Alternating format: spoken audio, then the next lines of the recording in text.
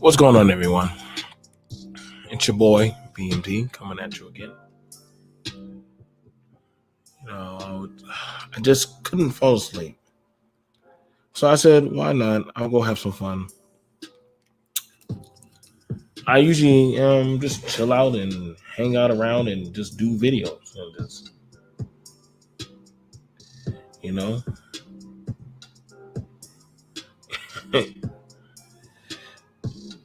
I just don't have nothing to do, so I said, why don't I just go ahead and just browse through Facebook and see what I can get into? Just something different, and I ain't got nothing better to do. I ain't got no sense. You can always go over to these woke old people's panels and listen to the glory of that stuff. Oma, I'm telling you right now, I love you. We going through Facebook there. We're going through Facebook, so we're gonna be seeing some dark stuff. I don't know what we're gonna see. I'm not covered in the blood. Not early in that night. But we're gonna go through.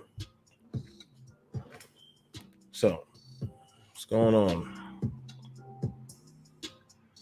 So tonight we're gonna go through Facebook and we're gonna go look up videos and see all kind of stuff. And hopefully we'll see some interesting things. And as we go through, hey, whatever we go through, we will judge it.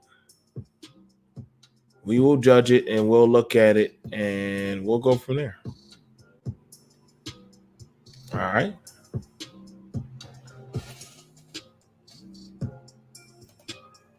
So let's get it.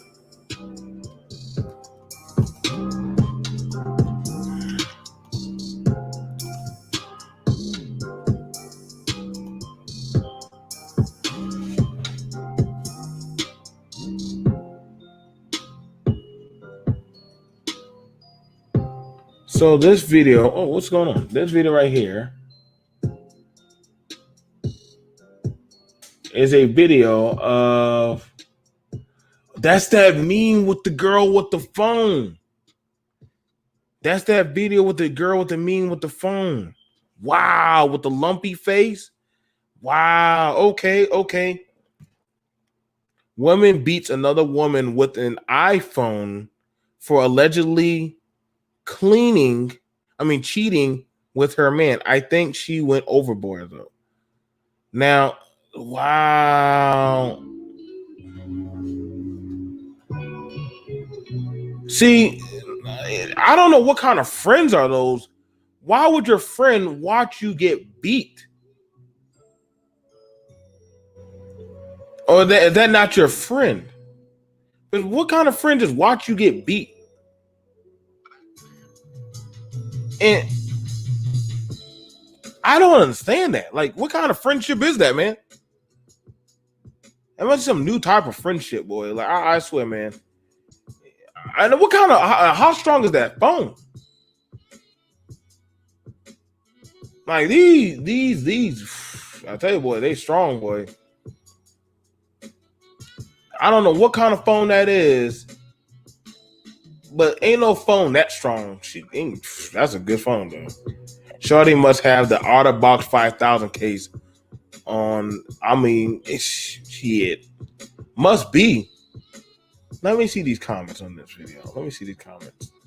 Comments are fun. I like reading comments. Are there any comments? Nope. She just here. Listen, at that point, you might just say, yo, the hell with my hair. You might say, I'm done with my hair. Yep, this is a late night show, so we going in. We ain't got no sense tonight. I don't understand how that worked. Wow, those are some pretty big lumps. I hope you got a good lawyer for that. Hell, man.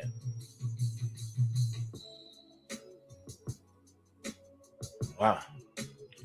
Okay, so you wake up at your bestie's house after a long night of clubbing. Lift your head and see her between your legs like this. What do you do? Well, see, that's that stupid stuff. You wake up and see your bestie. I guess people have these kind of conversations of that's your bestie, but how is that a bestie? I mean, if you see, this is why. Okay, I guess that's like girl on girl. I don't know, maybe drugs. I guess that's drugs. Okay, so all right, let's have the conversation. They want to do a set it off too. They want to do a set it off too. Now, with the set it off too,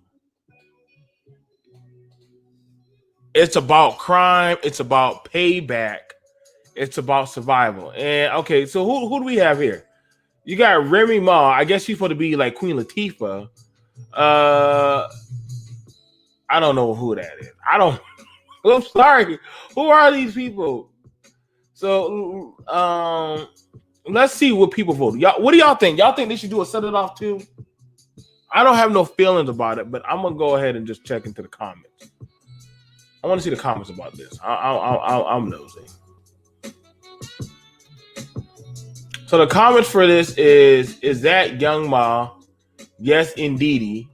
I think they need their own storyline based on today's time. They got it. They got the right one for Cleo. Yeah, Cleo definitely Young M.A. That's her. That's her.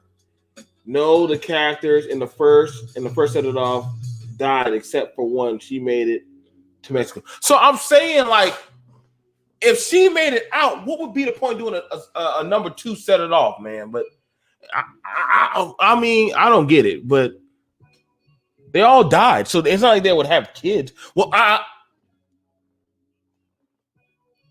the one who had his son, unless he has a baby mama, I don't see the point. That's just being fair. I don't really see the point. So I only know, I guess 2 people. Here, 2. Oh, hell no! Throw the whole idea away. Who made this? Please stop. No. Why don't we have enough? Why? Don't we have enough? Yep. No. So everybody's in agreement pretty much that literally, Keke Palmer and Tiana Taylor, and we got a deal. Keke Palmer played in a movie where she was the daughter of a pimp and she became a pimp and she was pimping a white girl. I kid you not. That is literally a movie.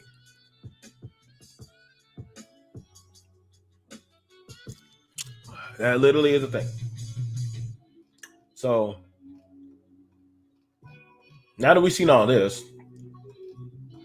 so my baby daddy don't eat kunani, but wants his pee-pee sucked. What should I do? Now, for me, I believe give what thee want and ye shall receive. So he don't want to eat. How did you have it, baby? I don't know. That was stupid because listen. I'm like, listen, I'm not making no child with no woman who don't sucky. That's stupid. Exactly. Everybody's like, how did that even happen?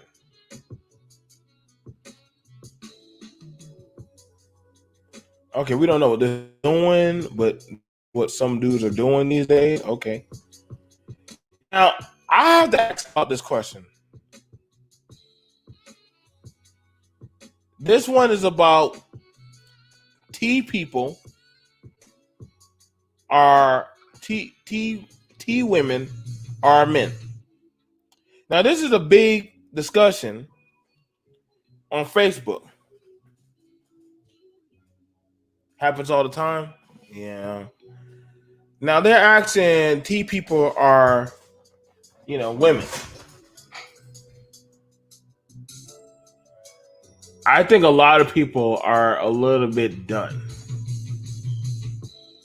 You know what I'm saying? So some people, I'm gonna leave y'all for whatever y'all decide. Wow. Okay. So somehow, you know what? Shout out to this brother. The fact that he's able to hold her up is an amazing testament to time. Brother, I hope they are paying you every dime of your money. You, dear sir, are holding up a nation. I hope you get paid, brother.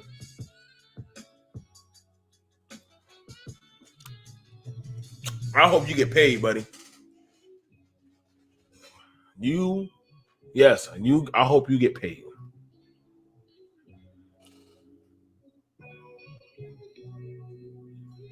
So,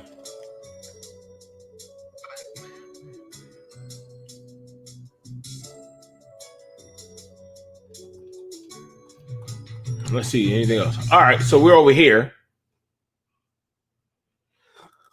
So there's this guy dancing with this female, and everybody's watching. And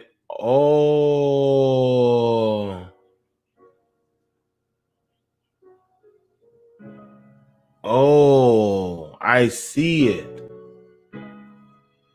Wow. That is crazy. Dark times we are in. I like that haircut. I like that hairstyle.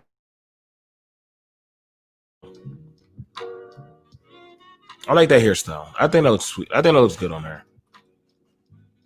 Remove one item from this plate. None. I can move the cornbread. The cornbread can go. I don't need the cornbread. Cornbread can go. Who made this evil video?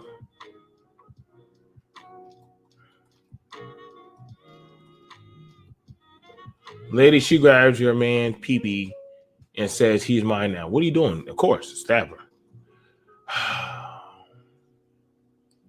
Send me those friend requests. Now, this brother is doing the most. Ladies, if you want, send Darren Show Nye. I guess he goes to college. I don't know. COVID is getting pretty bad.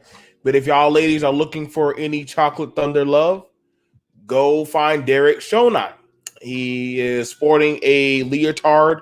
I don't know if he's trying to get into the Avengers or DC or maybe who knows what he's trying to do. But if you need somebody for a cold night, go find this guy. I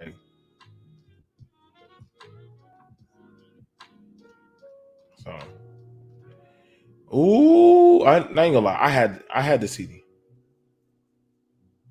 Is he really Latino? Get out of here. Is Maxwell really Latino? I thought Maxwell was black. Somebody please tell me Maxwell is Latino? I ain't never heard him speak Spanish.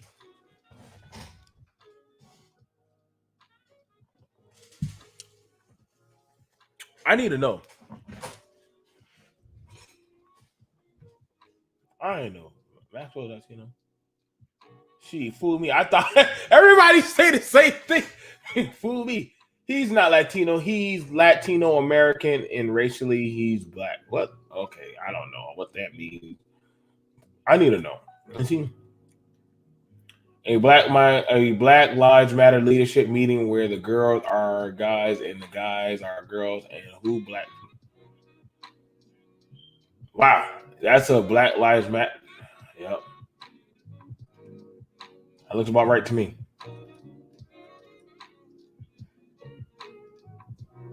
Happy mother effing birthday to my sis and wishing you many. That's I don't even know what's wrong with the world. Wow,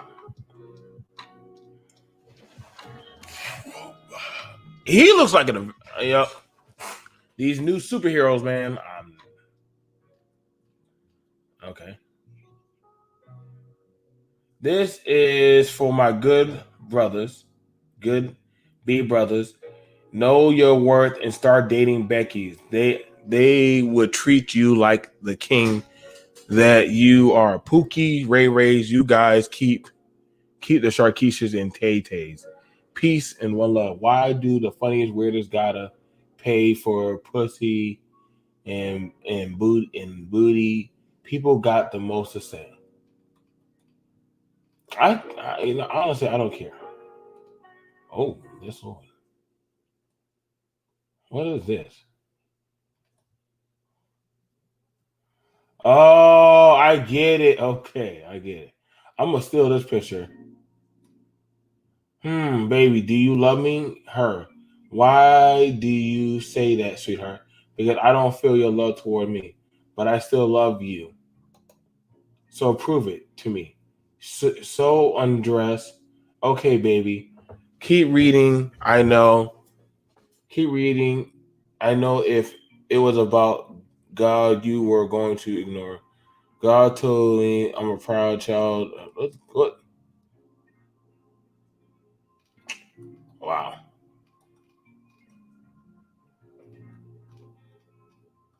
I can't eat no avocados.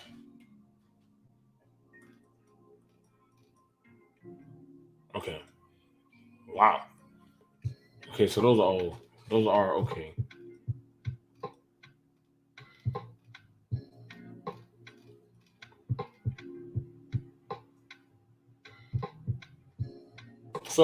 So far, we've been seeing some interesting things. Before I get too deep,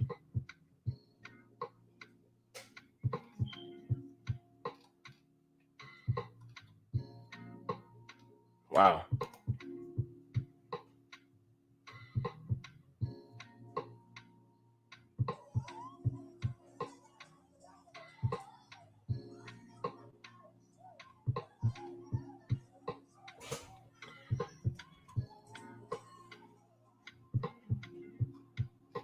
wow, yep, we are in some dark times, boy. Hmm. Hey, what's going on, Seventh? Like I said, I'm just chilling, not doing too much. Just BSing around. It's late night. I'm not doing nothing too much.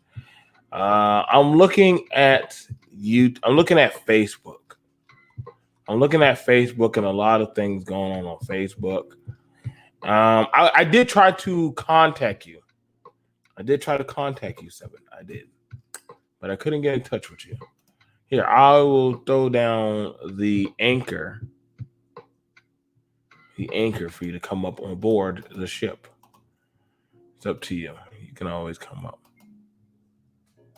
Yep, I actually tried to call.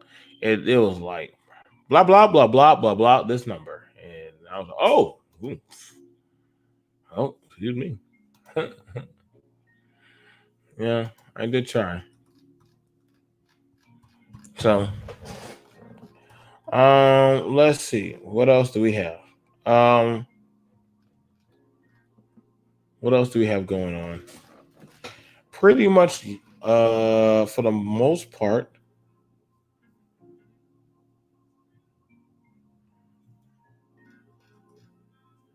I think the only thing left for me to check on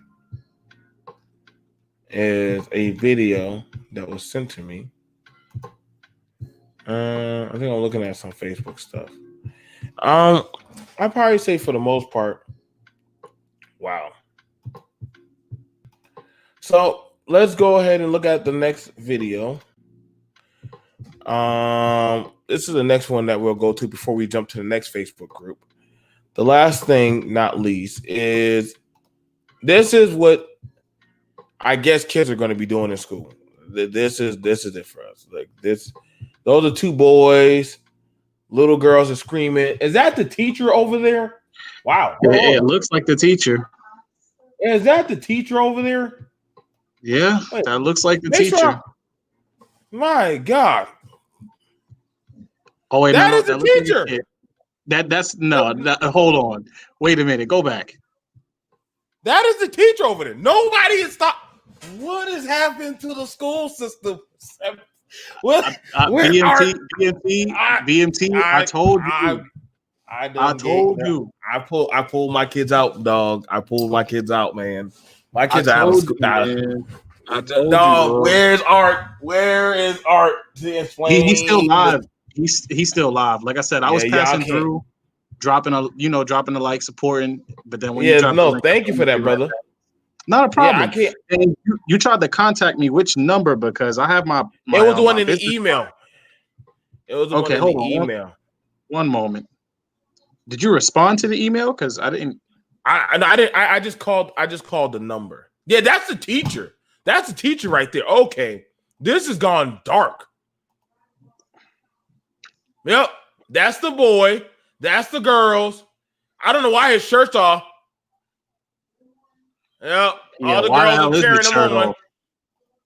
Yep, and that's the teacher over there.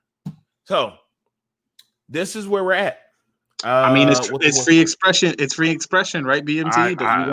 You don't want to get. You don't want to get flagged. I'm not stopping no free. Hey, you know what? Freedom of expression. Freedom of expression these days. I don't know where we done screwed up at. The teacher's right there, like, oh yeah, good job, Tommy. Like, we done lost, y'all. I'll tell y'all, dog.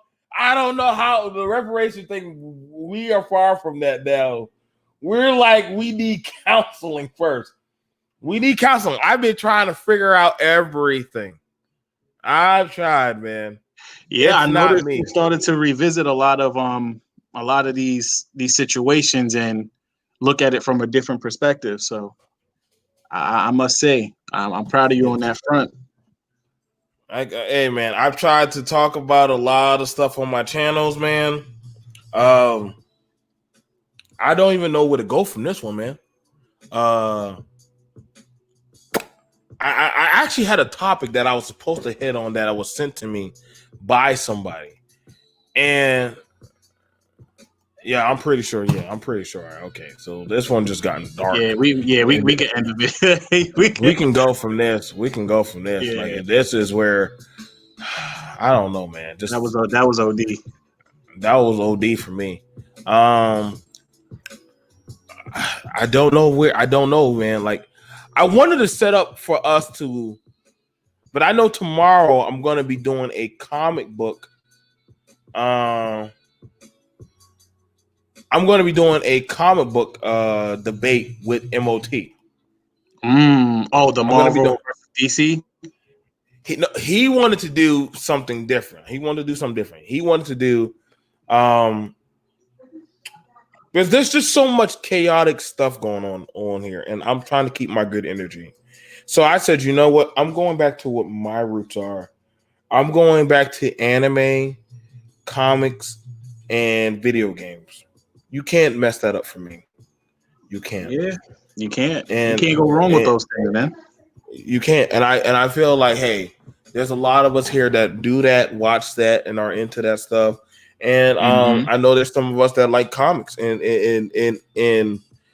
fictional stuff. So I'm like, you know what? So our debate's supposed to be about the premise of whose logic is more sound. Batman's logic or the Joker's logic. And I'm more soundly profound to I got this debate. But I'm going to be defending the Batman logic. Because I understand Gotham. I understand Gotham and the mindset of Batman. And why and so because that's literally the premise of it, of where I'm going to be going.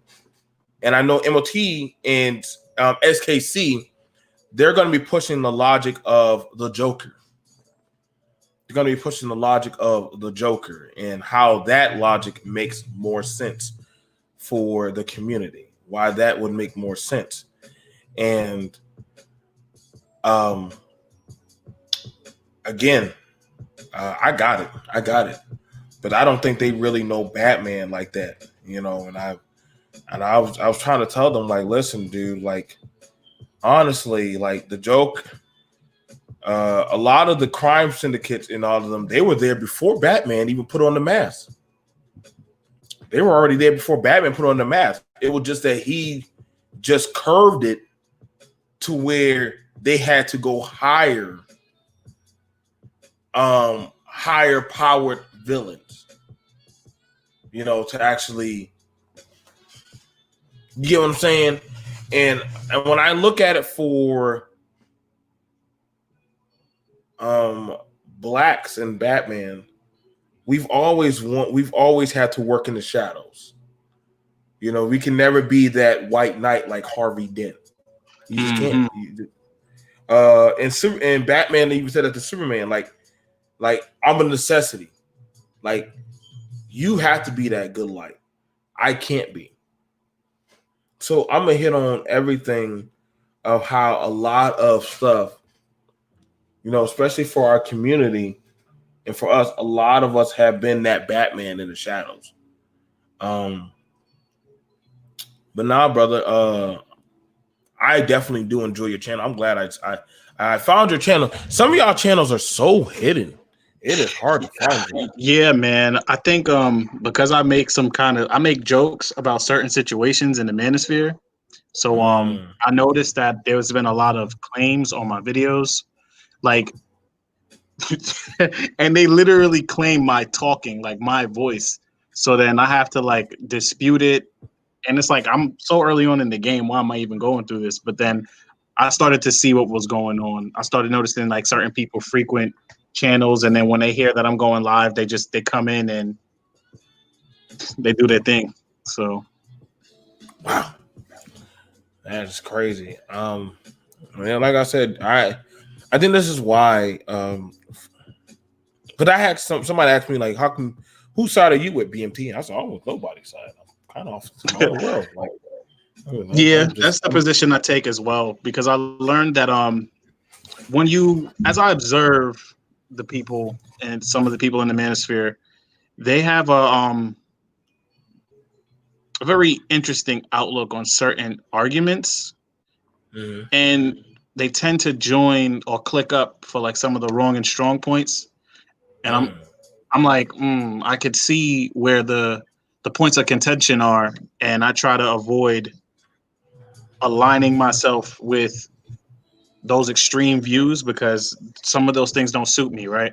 Like I'm a brother in a long-term relationship. I'm engaged, you know, soon to be married. So I can't speak on the pump and dump discussions, or I can't speak on or have that woman hatred, right? I understand female nature, so I don't need to go into like that frustration piece.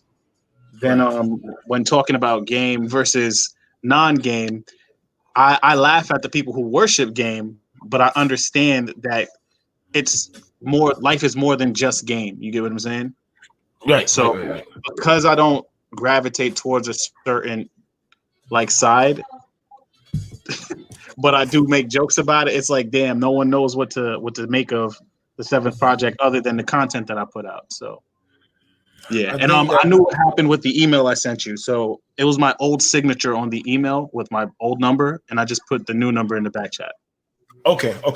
I think one of the things about okay, cool. Like I said, but where I'm going, I'm trying to take I'm trying to move it into a different direction of where no lords, no shoguns, no masters, just ronins. That's all I want to be. I just want to be my own ronin. And I want to be where I talk about what I want to do. And I just do stuff like gaming and anime and things like I said. I was like, let me grab 7. But I saw him was talking about comics, and I was so interested in that.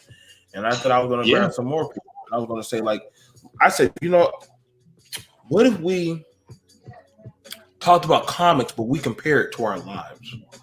And we go over stuff. Mm-hmm. That's funny that you say that, because that was pretty much the direction that the dojo is headed.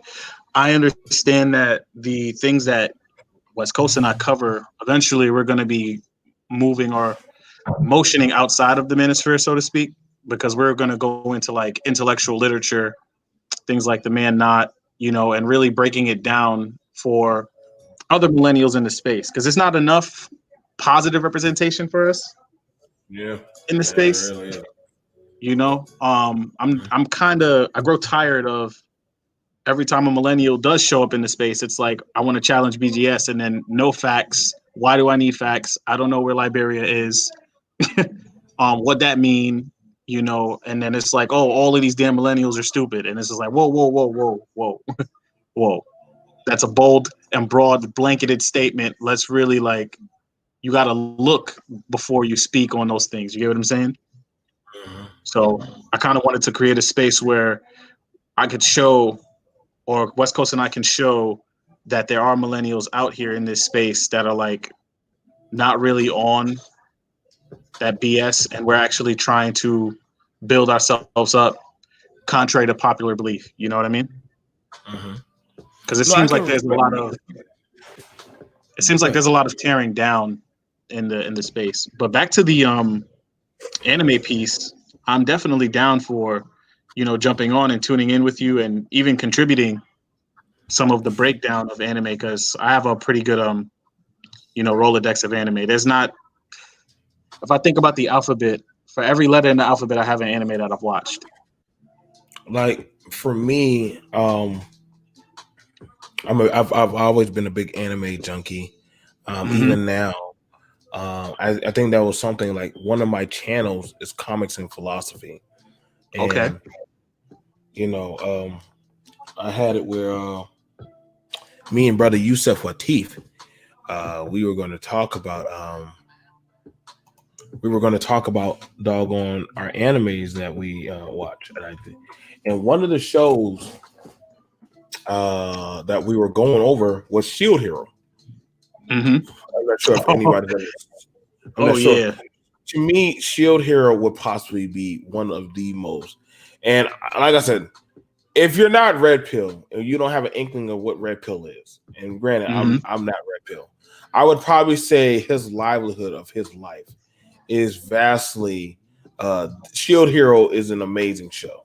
I think they finished up the first season, and so in doing that, I want to do that where we cover animes and cover comics and stuff, and show them out.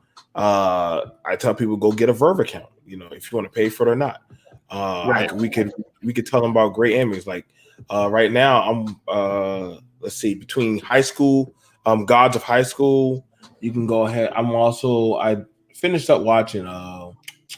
What other shows I'm watching? That's Radiant. Ruby. Radiant is underrated. Oh yeah, like I said, we gotta have how y'all do a book thing. We could do a anime thing where we sit down and we say, okay, well, this is what. Let's have a day where we meet together and we go over 3 episodes of 3 shows. Like I said, and I'll go out and check out the shows.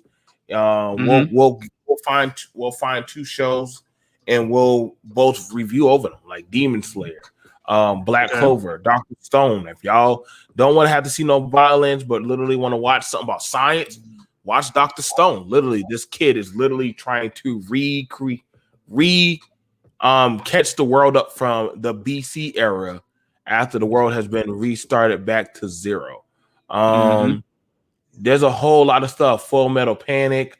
There's a lot of stuff. Tower of God.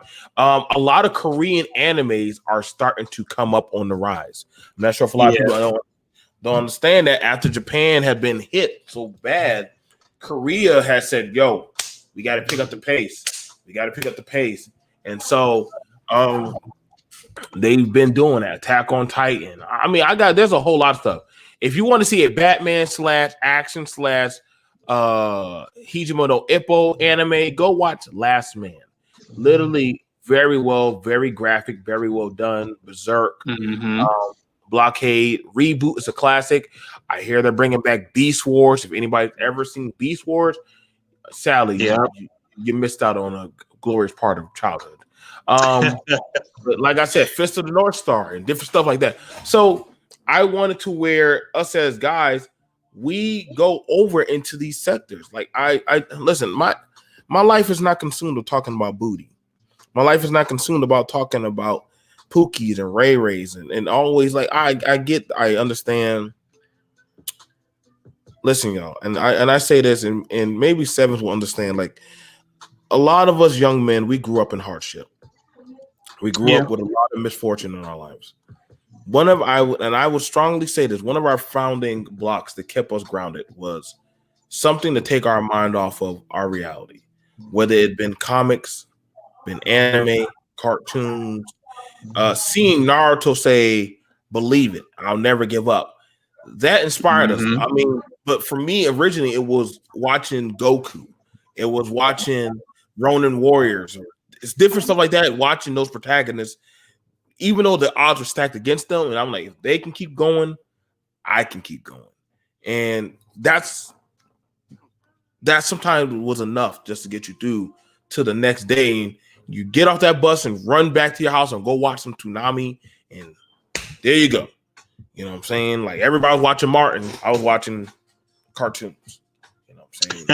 Watching One Piece back when they tried that rap opening. Exactly. Gotta go, dreaming, gonna bring it on, Luffy. My kids are right now, and I think that's one thing that warms my heart because now I'm watching my children watch anime avidly, like I did. Like they're watching the original first season or third season of Pokemon. I'm watching them work their way up to the Johto League. They're watching Yu-Gi-Oh! They're watching One Piece originally. And you know what I'm saying? And sometimes I'll see some of my cousins come in like, oh, that's the part right. No.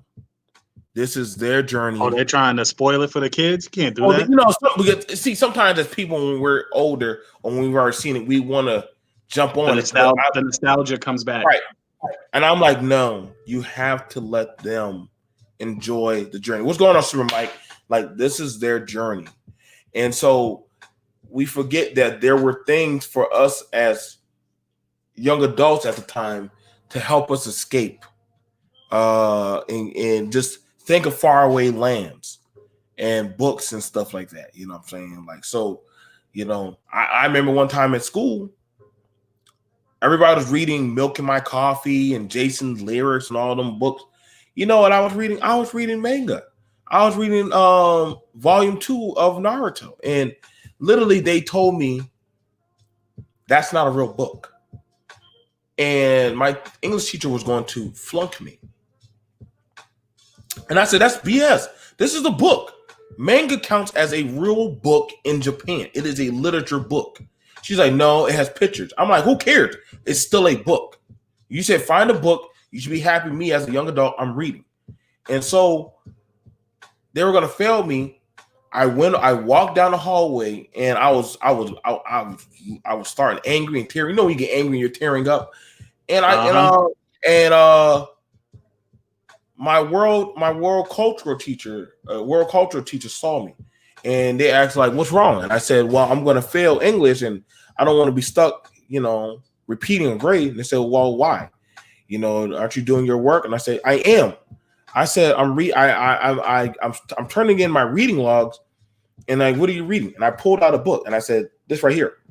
He said, wait, that's a manga book. What's wrong? I said, they're saying that it doesn't count as a book.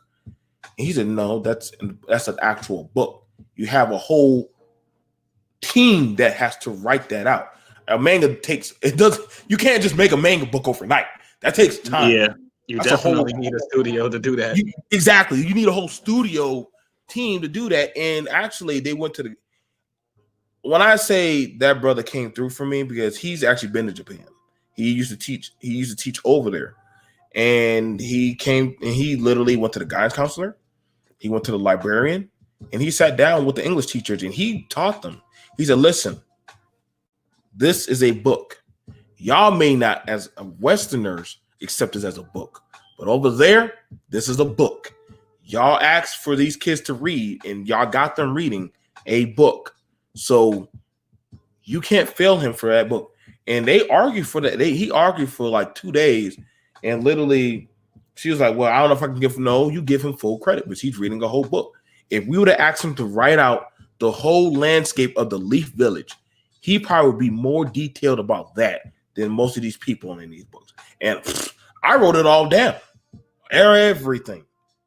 So I passed. But I also understand that when I hear you talk about these books in the literature and the haikus and stuff, that's why I try to tell a lot of men, you got to go get the time under your belt and go see the world. Now, I have a project coming up, Seven, that I want you to be there for. A friend of mine, and much respect to him, he sent me a message. Let me go ahead and show it to you. You know what I'm saying?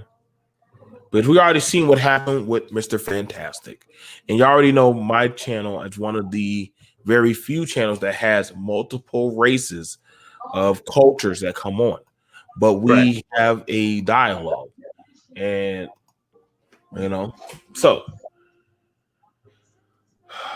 Mario asked me, Mario Ayala, we had he brought this to me. Mm-hmm. He said, and this is what he challenged me. I told you, I get the fun challenges that other content creators don't get. I have to accept my curse. I have to accept my devil's curse.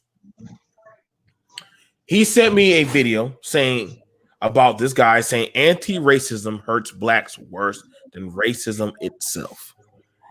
And I said, I am watching the video, but asking what is the main point you're trying to convey to me. But if you send me a video, you know what I'm saying? If I sent you a video, you're going to ask, well, what did you send me the video for? Mm-hmm. But I'm reading the title. Anti-racism hurts blacks worse than racism itself. And he says, well, watch the completion before serving a comment. Sending a comment. And as I finished, just told you what just told what those of us already know about doing work to do. This was condensed our debate. I said, I'm gonna tell y'all right now. Content creators, for the most part, do not feel like sitting down and watching 2 to 3 to 4 hour other content creators. Listen, we have lives. Some of us have families. We have other things to do. If you can't send me a goddamn 10 to 20 minute video, I'm sorry. I'm only going to ask for the mark time point that you want me to convey.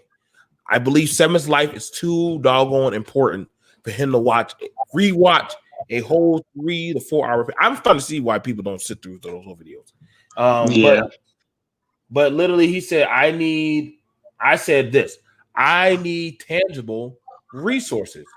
And he said, never mind.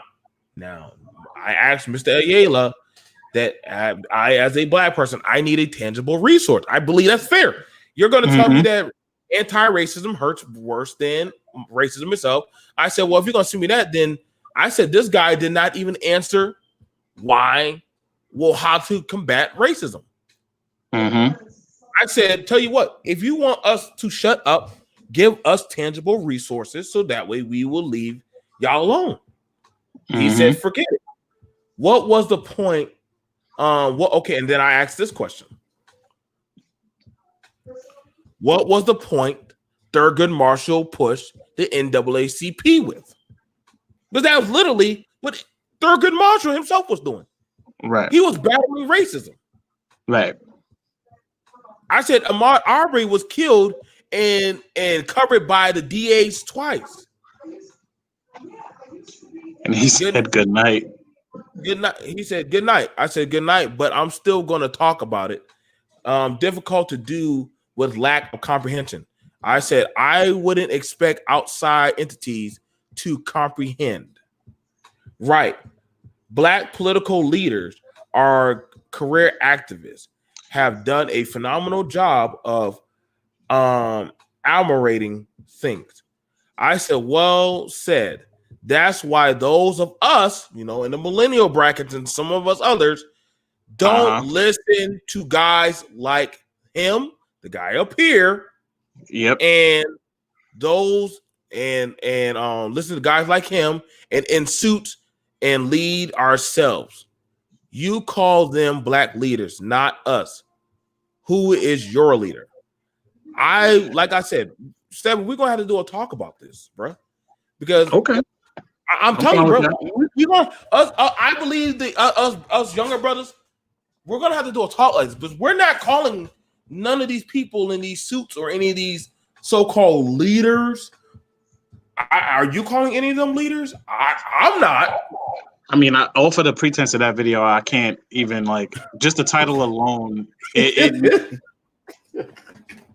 Go ahead, brother. I know that bothers you. The flow of the conversation, he couldn't give you any clear, concrete answers. Nothing was concise. It was just up in the air, room for interpretation, almost as if he wanted a rise out of you. I don't know. Did he want you to go on a rant about it? I think he wanted me, because he's watched my show before. But one of the things about it, and that's one of the hardships of why I'm in and out of hell of the conservative blacks. And y'all know I'm a conservative Republican. But I'm also listen, I cannot what's going on, real Aaron? What's going on, brother? I can't turn a blind eye as a black man today. I cannot turn a blind eye to racism.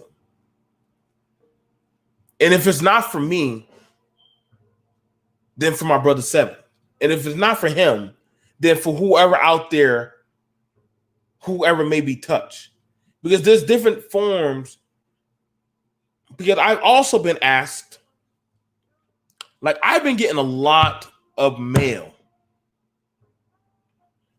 I've been also asked about BMT. So what I'm going to do, I'm going to do a marathon of answering all the entities.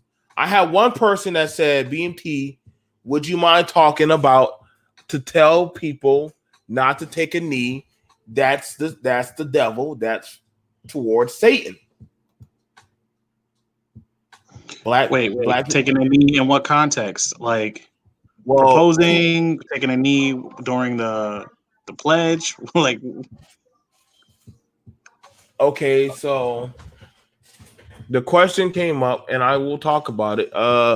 It was about, and Caroline, she's cool, but I also understand we're gonna have a lot of stuff that we're gonna have to cover, and I will ask the people this, but I need people who are more layered and leveled. Why we feel the way we feel. This question right here. Are God-fearing men willing to put God before a knee? Otherwise, they kneel before an idol. In other words, I think she brought up about, should men be taking a knee? Should black or any type of man be taking a knee? That's pretty much worshiping the devil. It's not conducive. You can raise a fist, but you don't need to take a knee. But I'm like, well, what's the difference? I'm a little bit what's the difference? Because I can't tell people how to express themselves. If kneeling shows solidarity, that the country has not fairly been treating us, I'm not going to, because you're supposed to, what is the main mantra is to stand for the raising of the flag. But if I'm not, and 7 doesn't feel like we've been properly been represented, it's hard to want to stand for something that hasn't always properly stood for you. And that's been history benchmark. It's hard to stand for a religion.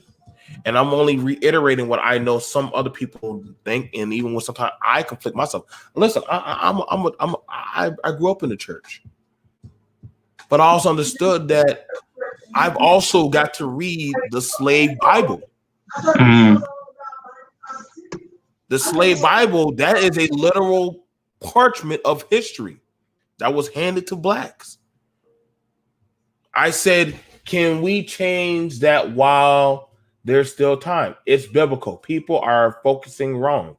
Can't change what people have seen as a failure and have hurted them. Not that part. Well, you can't just take parts out. The fact that the knee is Satan's manipulation. God is calling you to be the voice for him.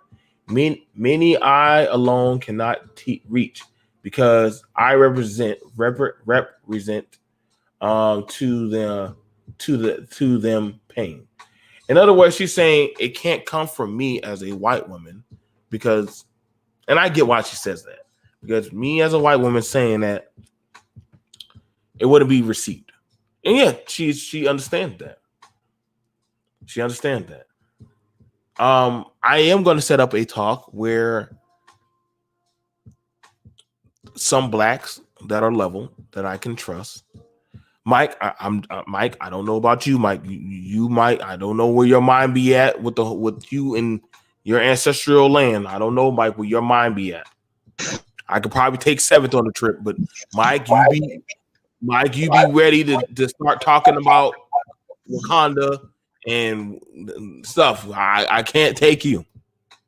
We can't take to go deal with Pharaoh. But so wait, BMT, because you're Gullah Geechee, right? Yes, I am. So how does this tie into, like, how would that conversation tie into your ancestry and your background as far as the religious practices or ritualistic practices that the Gullah Geechee, themselves, the real ones, yeah, a lot of them don't practice. A lot of them, the ones who are more so now, but a lot of us have now started to collect more so to our heritage, right, and our roots. Mm-hmm. So a lot of some still go to church, but right, then on a Saturday or a Sunday afternoon, you'll see them out there with their face painted, dressed in white, or wearing some type of stuff, barefoot out there in the backyard, dancing and sweeping and doing ancestral dances. So I'm like, wait, why did y'all go to church if y'all want to do this? Well, I don't know. It's just, but they'll openly say it's indoctrinated in us. But however, they're trying to gain back their type of connection to their ancestors. So that's why they do the sweeping of the yard. So right. It's sorry, but it's kind of like it ain't no secret, man. Like Super Mike, you cool. You can come on up, even though I know the Holy Ghost probably might take over you on something. But but I'm just saying. That's why I said, like, you're now dealing right now in an era. What's going on, Mike? What's going on? You're now dealing in an era where the brothers, and some of them are younger than me now, and they're very smart.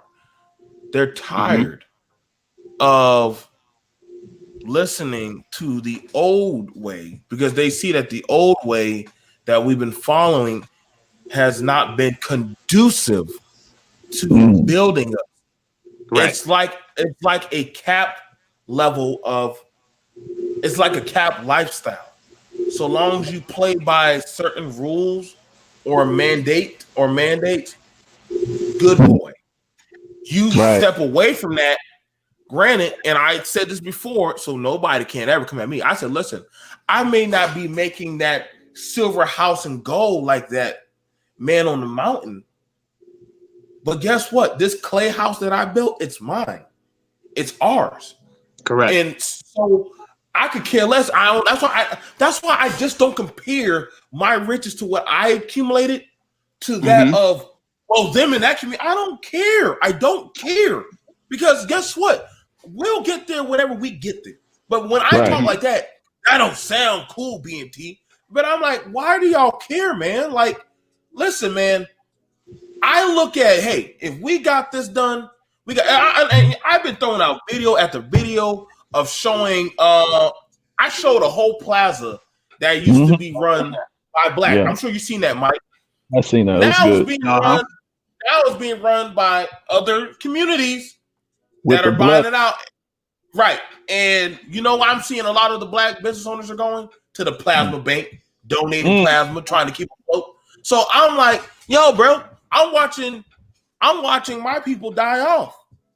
See? Y'all saying, hey, don't look at that. But I'm like, yo, dude, the system, it ain't the open system that's killing. It's the closed system where you starving out our people and keeping us locked out. So I can't ignore that because, I mean, if it don't hurt me, it's going to hurt Mike or it's going to hurt Seventh eventually. And when they get hurt, guess what? It's going to trickle down. Y'all got to understand, man, what affects one of us will eventually trickle its way to the rest of us sometime down the road. Right. Y'all got. I know we don't want to say that, and I hate admitting to that, but it is true. It's a fact. We are generationally cursed. Whatever affects one will eventually affect the mass some point down the other. We are connected. We are soul connected. It's no getting out of that deal. Yeah. If I may add my take to it. Go ahead, brother. So on a spiritual standpoint, I think there is a spiritual deficit, and as well as a mental deficit on our part. And I think we often look to other communities because we need to quantify our success, right? Compared to something else. Like, what does success look like if we've never seen it before? So I think that's why we're stuck on comparing it to others when it's like, oh, look at all their resources that they have. And now we have that and some. So we're winning. We're doing more than the next person. So I think that's the basis for that point. But as far as religion goes, because I have a very diverse religious background, my mother, she hails from Guyana, you know. When she came to the States when she was 6, she ended up getting adopted by a Jewish family and was raised Jewish, right? I am the 7th child out of 10. And out of all of her 10 children, I'm the only one that followed her in the tutelage of Judaism, right? And when it was time for me to become bar mitzvah, right, to have that rite of passage, I didn't get it because of, you know, color of my skin. Yeah. Hey. Listen, bro. I know how to get down over there on, you know, them types of people. I ain't gonna say it, but so I ended up I pretty much converted to Christianity, right? And I practiced the Sabbath from Friday sundown to Saturday sundown. I would fast and I would just pretty much rest, like, you know, do light work, but just really focus on resting and meditation, you know, doing my studies. But I started going to church on Sunday, went into Christianity, and then a lot of the things that they were teaching in the church, and I went to multiple churches in the Christian faith, you know, from like the Baptist and Seventh-day Adventist. I've been around, and I noticed that there was a strange phenomenon that kept happening in each of them. So like the first one was everyone was focusing on what people were wearing, and that's when I learned about the idea of the Sunday's best, right? But then I was like, if we're in a place of the Lord, right, and we're coming to worship, why are we so focused on what we're wearing versus the word and the message that we're supposed to be receiving? And when I asked that question, a lot of people took offense to that. Another thing that I noticed that was happening was the adulterous behavior in the churches, where you have like these pastor no goods who were coveting other people's wives and or like young women in the church. So when I spoke out against that, they took offense to that, right? So then I started to notice that because of the type of person that I am, a lot of people come to me and they seek my advice. So there was a lot of gossip going on, and I felt like there was like too negative for me. So eventually I said, you know what? I don't think that this is the place for me. And this is through different churches and different sections of Christianity. And then I came to the conclusion one day, like, why are there so many sections of Christianity if it's supposed to be like one belief or one religion, right?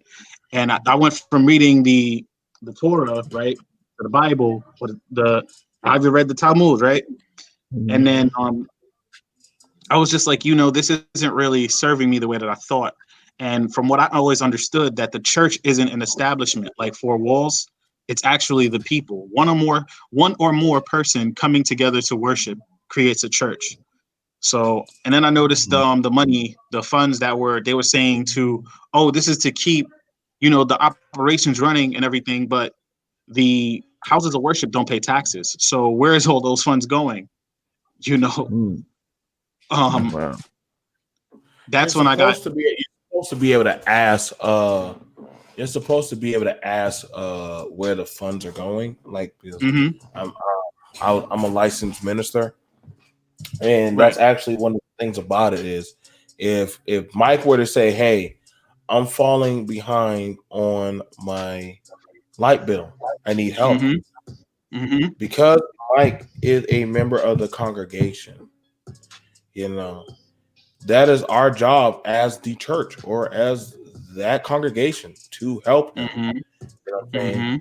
And it'd be fair if you say, okay, Mike, we'll help you get this light bill squared away. Y'all, you get what I'm saying? Right. Only thing we ask is, hey, when it comes time to cutting the grass, make sure you hear 7 o'clock sharp. Help out with the maintenance of the yard. So we didn't lose anything because Mike's taken care of, And guess what? He's not going to hurt. But you don't see that. I'm seeing where some people do say, like, hey, let's pray about it. God, no. You wasn't praying about it when I put that money in that plate. You don't need to pray about it now. Right. And this is where the lack of faith comes in. See? Just like another thing about it, I had to reprimand an evangelist. I said, listen, when that woman comes talk to you, you're not supposed to be in that room alone. That's right. Because you're supposed to be you either are supposed to be with her husband, and if she don't have a husband, you go find an elderly woman. And that's why you have the elderly women, they talk to her. You're not, I don't know what the heck you're supposed to say to her, but I said, tell me a time where Jesus was alone with a woman by himself. Well, there was in the Bible. You can't find that because you're not supposed to, because that will literally set you up. If that woman were to call you late at night, you say, okay, I'm gonna send some women over to your house. You can't. I'm gonna send no, Pastor, you come over. No, I'm gonna send the women over. Unless somehow you can pull that off and get them women on board. That'd be amazing. Oh Lord. Then we more in a dire need and stress. But see, that's why you had the more mature women are supposed to talk and deal with the women, and the mature men deal with the younger men, and they help them, and they say, okay, I showed you everything I needed. Like I said, I never had it. Like I think it only happened one time where a pastor came on, and I'm gonna talk about that on my Patreon. I had it one time a pastor did come to my house to go talk to my wife, and you wasn't there? Like, no, I wasn't there. She came. He came by. He came by. He said, "I came by to pray, and it's just me and it was just her and the kids." And she said, "Oh, hold on." No. She said, "Hold on." She called me on the phone and said, she started talking, and I said, "Who's on the?" I said, "Who's that?" And he was like, "Oh, yeah, I just came by to talk to your wife." I said, "Without me?" How do you talk? You're not supposed to do that. Yeah, and I said, how do you talk to the wife without talking to the head of the household? How does that work? Well, she felt like she was going through something. So why did you inform me? How does that work? And so she said, I think you might need to leave. Now, a lot of people say, well, she should have let them in. No, she covered her ass, but she literally called me ASAP, said, hey, this guy is here. You no longer covered in your anointing, buddy. So if I would have show up to your house with a goddamn shotgun, and I hope that anointing stopped that bullet from buckshots from coming through. We had to talk. BNT, who was talking about if you take a knee, then that's from the devil? That's Sister Caroline. Okay. But I think the thing about it is that's kind of interesting.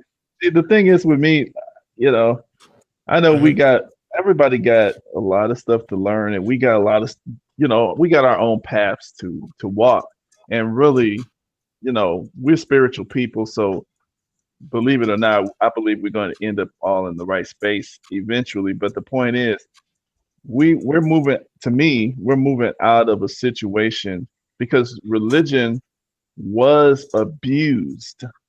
Right. Okay. We're coming out of that situation into, I think, what I would describe as the day of revelation, meaning we're seeing, before the leadership could control us with religious, doctrines. And now but some of that's still going on. So if somebody says, taking the knee is of the devil, what makes you think that? Of the devil was, people just say things. And then, I'm just like, I don't know. I just try to get us to try to, we should not be scared to question and literally understand, because I think that, the Supreme Being literally gave us a brain and an idea to question in honesty.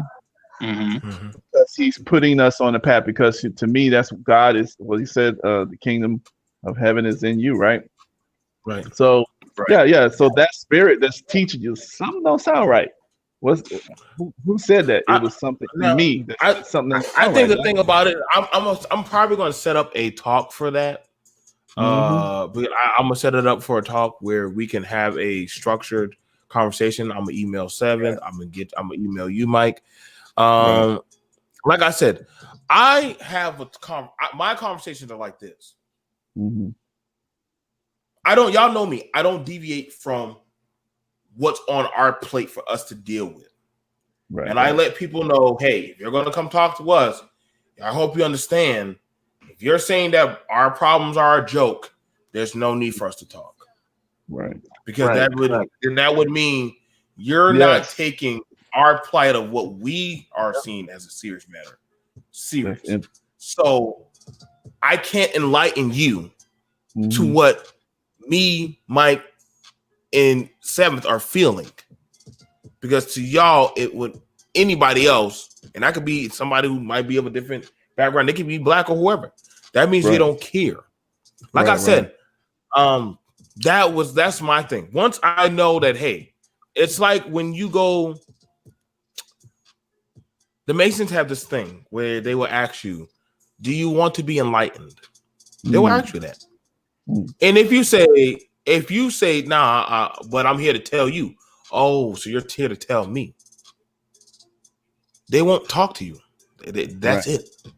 That's it. The information, the well from them is shut off. Seeking you shall find. Right. I always tell them, I said, I've never seen a Mason go seek out anybody.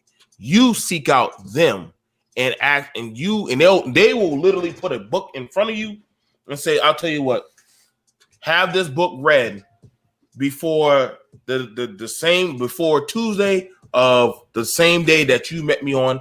I will come back here and literally I need you to have this book done. So in other words, they are asking you to delve yourself exactly into that. Bro, like I said, I've been there and done that. And they are asking you to commit to all of that. And then if you can answer back to them in that book, and somehow I don't know how the heck they be memorizing them damn books. Shout out to you, Granddaddy. Then all of a sudden, then they'll start pouring into you access to different things. And they'll start talking. Go ahead. You know what I'm saying? We do something like that too. We got Supreme Wisdom book.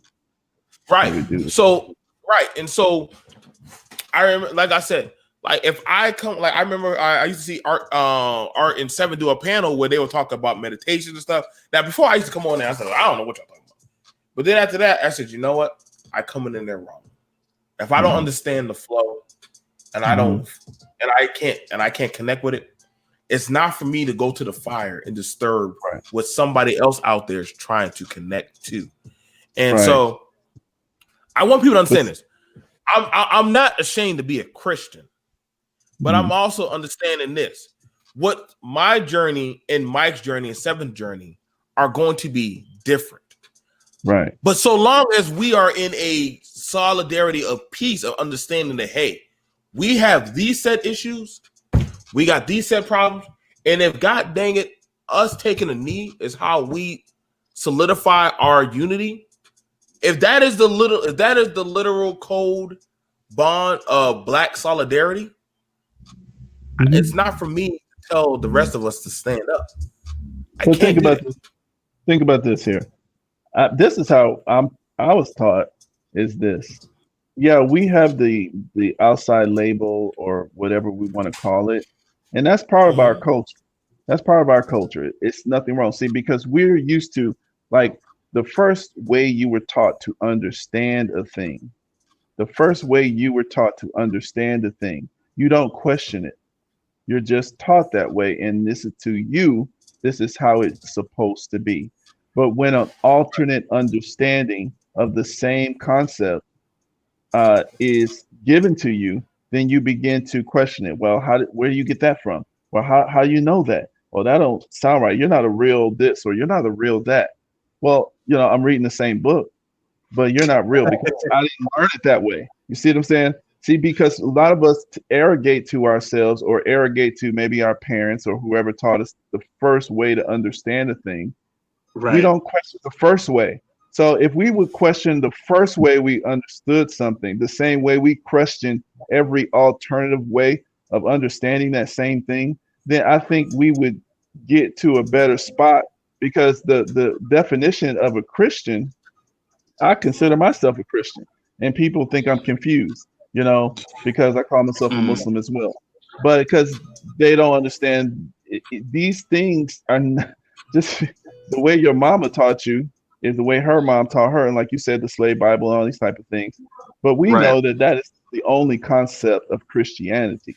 See? So we need to kind of open ourselves up and just kind of chill out and just learn, just like that Mason, he wants you to sit there. He wants you to read. He wants you to submit yourself to study. He wants you to become like a child, right? And learn. And that's the only way that you can get to the kingdom of heaven, right? I think it says that somewhere. I don't remember the scripture numbers. And I get what you're saying, brother. The interesting thing about me, as far as my religious and or spiritual path, because currently I don't follow any structural religion, right, or claim to be of a religious sector. And the reason being is that after studying the monotheistic religions, what I've come to realize is that humans have been playing telephone with the word of God, right? Like it is always, we constantly misinterpret it and come up with it for convenience, and I can provide some examples. You have some of the women that, carry karma around in their purse. And it's like, whenever something is going bad, it must be the devil. But when one thing happens that's good, it's like everything good is God. And when something bad happens, it's the devil. Even though when she has the choice into this that led to situations that she has control over, but it doesn't go the way that she plans. And some men do the same thing too, right? So how can on one breath you make these decisions, and then when it doesn't go the way that you plan, it's the devil working, but then when it goes the way you planned, it's God working? These are the type of questions that I ask. And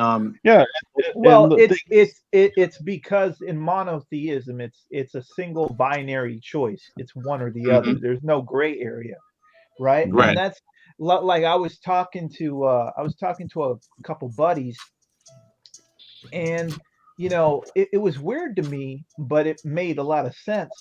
a lot of these guys who are black don't know like anything about African religions. They don't know that they were polytheistic. They didn't know about Lord Shango and like all this other kind of stuff. The Orishas. You're talking about the Orishas. Right. Yeah, absolutely. And for me, being an Eastern guy, kind of, I grew up being a Hindu and kind of played around with that a little bit. Now I'm kind of more Sikhish because I like the power of like warriors and all that other kind of stuff, and it's more realistic to me. But the one thing that I realized is like the thing is for me, and I'm speaking for myself, I'm perfectly fine going to Africa and basically folding my hands in a meditative state and praying to Lord Shango or any of those other guys because it's the same concept. You know what I mean? It's the polytheistic concept. It's all these things represent the same stuff. And most people don't realize that Shango was ripped off. Thor was ripped off from Shango. All they did is they made him a white dude and gave him a hammer. That's the only difference. In their image, though. But only thing I would say is, I don't know. I guess you could use. I'm not trying to defend them or nothing like that, but sometimes I hesitate when people use the term "ripped off," especially in history, because sometimes things just get transferred over because of what I mean. It's not necessarily. I don't know, because ripped off seems like intentional negative. Sometimes. Well. So we can say a different adaptation. Would that suffice? Sure. That's what I'm saying. I mean, I don't. That's the only thing I'm saying. It might have been ripped off. I don't know. It may be ripped off, but I don't know, because a lot of these concepts, like you were saying, they're really the same thing. And like, if we just kind of chill out a little bit, because I think we're coming out of this culture of, a conversion, and we're supposed to be at war with this other group and this group, maybe because of the Crusades or something like that. But a lot of these concepts are very similar. It's a way to organize human spiritual power, and that way. And see, to me, I look at religion as a vehicle. It's really a vehicle. It's a vehicle that harnesses collective spiritual power, and it allows large groups to focus their energy on big things over long periods of time. And a lot of times without something like a spiritual system or some type of spiritual science that people revere as sacred, if you don't have something like that, then it's going to be hard to unify a large population over a long period of time. Sure. I wanted to say this because I know some people are asking, and I know you asked about this, Seven. My religion is kind of, like I said, like we're a little bit eccentric about it. Like we have it where those of us, we don't judge those who go to church. Because that's where a lot of our families do go. However, there's a lot of paintings. If you look at a lot of the Geechee families, you'll notice there's always a tree in the yard. There's always going to be a tree in the yard. The trees symbolize the connection to the earth. We are very connected to the earth. If y'all notice, there's a tree in my yard. There's a palm tree in the middle of my yard. And a lot of us have trees in the middle of the yards. And that's spiritually. Like I said, a lot of these pictures that y'all see down in the South, where y'all see them barefoot and stuff, those are actually photos that people were taking of us doing things. And they like, y'all hear that roots. Yeah, that's where that came from. Where they talk about roots, because they were watching us. We would use the roots from the earth to make medicinal medicines and herbs and stuff. And that's how we would get drunk, and we would, do different things to connect to the ancestors or the spirits. we still practice. I know y'all think, oh, they're just playing. No, they are actually being really serious. That is somebody's yard right there. That is somebody's yard. You go to church, you do your spirituality. We have shout out to that. Shout out to that stick. That stick looks pretty cool. Trust and believe, man. You'd be surprised. There's a lot of them sticks in our houses. Actually, in every house, you can tell it's not a Geechee house if there's not straw at a door. There's a reason why we put straw at a door. And literally, we still to this day, see the girls and the women, they still dress a certain type of way. That's why I say, y'all really don't have to go to Africa. You literally be surprised what's in right there behind y'all. So, we still dance. Cool. We still all that stuff. Go just like you see that in Africa. They do the same thing, no different. And this is all there in the Carolinas. So, like a lot of people, we never change. So when people say we don't have culture, that's not exactly like that's 2019 Gullah Festival. So literally, before it all got bad, we were out there doing stuff, the washboards and everything, wearing the hats and everything, the walk barefoot. That's why I be trying to say people like we'll spew on each other because we think we look down on what we have versus than what we actually already can have. And people say, "Oh man, nobody cares. Y'all are poor or this and that." I'm like, well, so be it. If that's what y'all think. But I see that these people are well connected. There's always a man, and along with all the women, so. Like I said, I'm never ashamed. I can always tell y'all to go ahead and look it up. You have a flag. We literally have We Be the Geechee Anointed people. Cool. So cool. That's cool. there's a whole flag. So that's why I said I don't. BMT.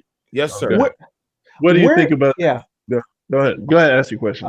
Where does that originate from? Is there like African kind of roots there with all that kind of stuff? Because I'm kind of not interested, but I'm looking for the word. I'm curious about how all that stuff kind of filters in, bro. Well, We Be the Geechee, pretty much so. We literally said that I think one time that came from when they thought that we were dead. I think when they went down to the coast, the southeast coast, and they said, "Where all these black people come from?" I could have sworn they all were dead or gone, or there were nobody on these islands and stuff. We were all on islands repopulating and rebuilding, but they just forgot we were there. And they said, "Oh, y'all literally were still alive." And they said, "We be the Geechee." Like we never left. Like that basket in our hand is worth $200 to $300. Like understand, like these kind of practices and stuff of they come from. We're more so connected. I thought it was that we were Western, but we're more Eastern, and literally. Actually, and that's actually somewhat of a lie on that part too, because they were pulling slaves from all over Africa. The port, but I got to correct people. The port for where they leave for the slaves is there. I forgot that damn colony where they poured out all the slaves, but they've been grabbing them there, which is still Goree Island. Yeah, so they've been grabbing them there. But literally, that's actually our queen. We actually have a queen.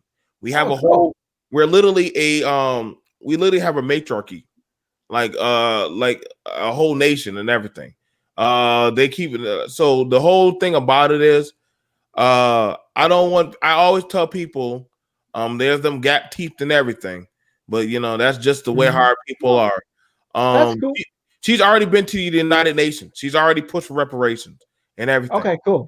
So, only thing I'm saying is I don't spew down on anybody's cultural religion or anything, but I also try to tell blacks that you do have a connection to your people. It's just that it's sad that when people see this, they think, "Ooh, evil." Yeah. And I'll be like, "Wow, hoo-ha!" Like all that kind of shit. Yeah, I've seen them do that. Like literally, it was a shaman fire speaker, right? And what they do is, if you got burns or any kind of infection or venomous thing, they could speak it out of you, and they could treat you better than That's my question. I'm glad you're going there. And literally, they called the police and had him and his wife committed. Yeah, because they thought that they were crazy. Mind you, they couldn't understand how that they were doing what they were doing. They just thought it was the devil. So I was like, that is amazing. So you literally you couldn't figure out how they were doing it, but you automatically written it off as they were the devil. So a lot of these women, I literally my grandma and them, they dress like that. I know cool. Witches. That's cool. That's where they get the what do they call the witches or them damn women in damn Louisiana? No, man, they just knew how to doggone use the earth and just do goddamn medical work. You know what I'm saying? But however, I guess, hey, there's no gray area in these spaces. It's either you're evil or you're evil. Like, I mean, check this out. Let me say something.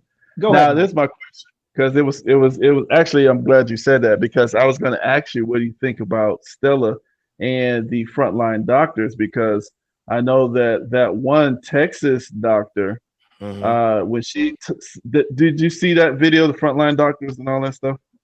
Yeah, I wouldn't trust none of that. I ain't trusting none of that. No, but did you see the way they discredited the one doctor who had said that she treated over 350 patients in her practice, and she is a licensed state board certified doctor in Texas, and that's proven.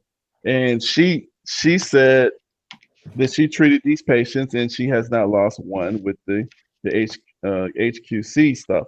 And so they couldn't dispute that, so they started talking about her voodoo religion and said, "Oh, she's saying that, I think, they were saying some things that, the average person would not understand." Here's the thing about it. I'm going to tell you, there are some practices that medicine today cannot explain, right? Because they're not practical practices. I've seen people in India, in the Arab lands, Africa, and all over do interesting stuff. That literally, you would think you would need to go fly all the way to Germany and go get that doggone validated world EU doctor. But that one person, you got to understand, how do these people been surviving? How have they been surviving this long? They must have figured out something. The oldest relative in my family is 105. Don't tell them that. If you tell them that too much, Seven, they're gonna come pick them up and put them on dialysis or medication. Like some things you got, some things. So that means they survived the 1918 real pandemic flu, the one that killed like 50 million people over the whole planet. There are some people that are still alive today that literally, like there are some people that are still alive today. The oldest person in our family is over 105 years old, and literally she has never been to a hospital. Actually, I don't think all her children have been born in the same room, in the same house. Right.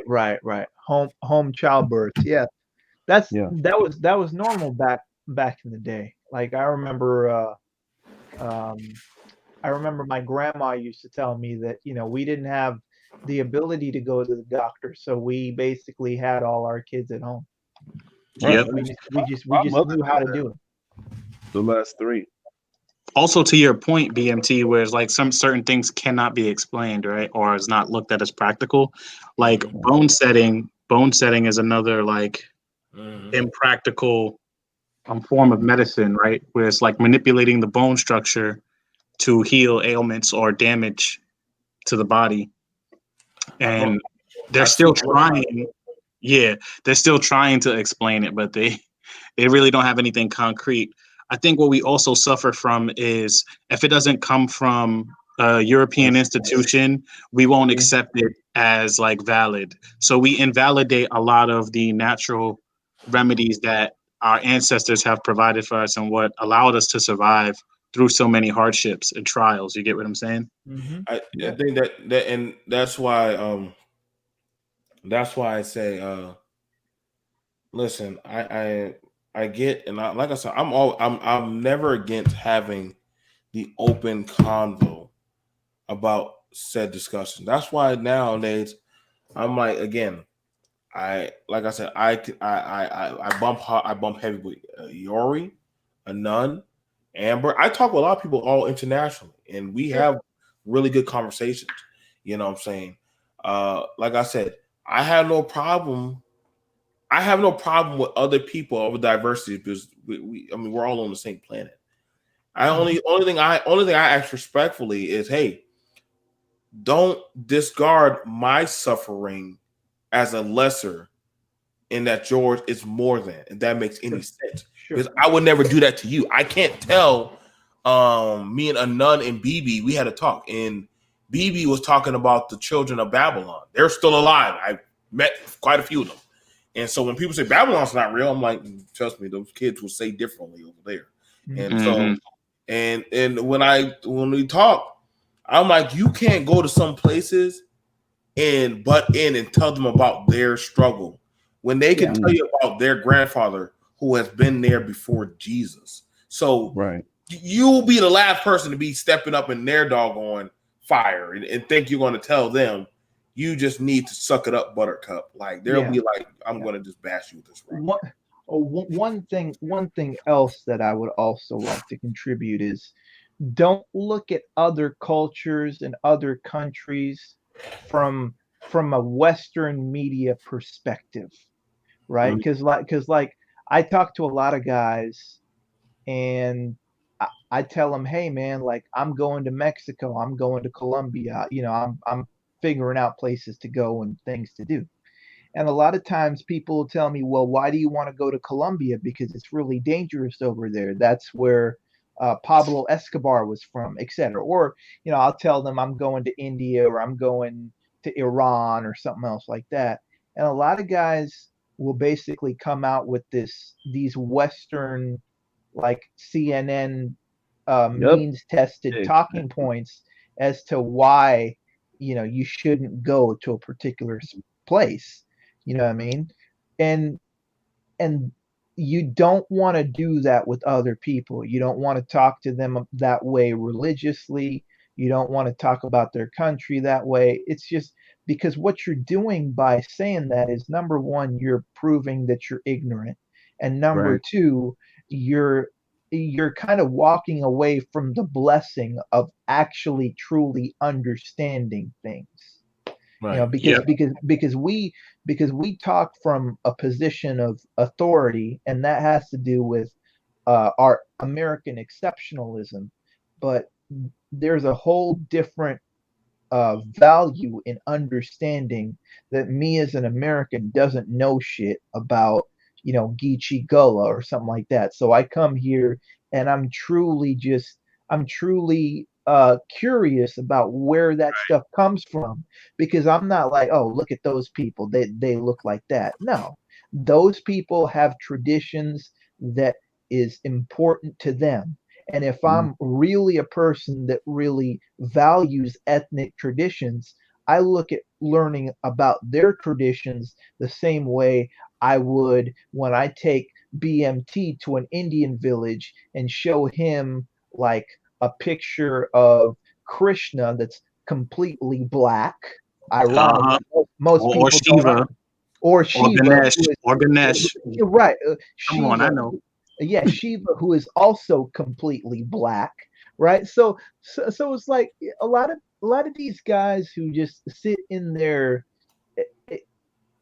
room staring out the window that don't really understand what's going on. They talk themselves out of understanding things. You know. Well, I mean, the only thing I would say on that level is, you know, if when people don't, you almost can't help but look at things from, like you said, the Western world perspective when you've been ruled by fear and compartmentalized into, you know, and this is the reason why I was saying what we were talking about earlier with the religious situation. It's like you're kind of told these things are good, and oh, you are not allowed to venture into this section because this is the devil. Well, why is it the devil? Because, you know, look right here, it says, and you know, they'll interpret something in some book somewhere. That's the devil. There's no practical reason why that's the devil. You know, I mean, I can understand if you give me the concept of the devil and then you show me, okay, see, this here is, you know, fitting you into that concept. Okay, then maybe I have a better understanding of it, but you can't just show me some words or print or some ink in a book and say, oh, you know, those people, look at them, you know, that Shiva, that, you know, thing with the all of their arms coming out of it. Look at, you know, all of these different concepts. And Shiva has some pretty dark pictures. I've seen them, boy. With the But some of that is symbolisms that we just don't understand. No. Right? I've done seen. Listen, I don't got nothing. Like I said, I've seen it, but I also understand some of the stories of the dagger in the hand and all the other stuff. Like, it's not for me to criticize the judge, right? Sure. That of the, like, you see, so that's what I'm saying. Like, just like, but some people are literally petrified to even like try to, like Yori said, I'm curious about that. You know, some people are even petrified to say that word. Yeah, I want to understand. Like, if they see something in voodoo, you know, they'll be like, "Oh, look at them! They're killing that poor chicken. They're the devil." Yeah, you know, my friend. My friend. By the way, shout out to voodoo. But anyway, go ahead. Yeah. This was long since, even on TV shows, on how voodoo was just it's a religion, and that's why I was saying with the doctor, you know, people were taking pieces of her beliefs and things like that and conflating that with her practice as a doctor. With obviously she's treating people, you know, and you know, because of the little political situation. But anyway, sure. See, a lot of times people don't understand they don't understand context, right? So if you see like a picture of Shiva or Kali or something like that, sometimes you'll see Shiva just meditating and doing whatever, because Shiva is the god of Shiva's the god. Shiva's the god of inner discovery, and sometimes, you know, Shiva's the god of inner discovery and meditation. So it makes sense that he's always meditating, because that's what he likes to do. He's not a show off.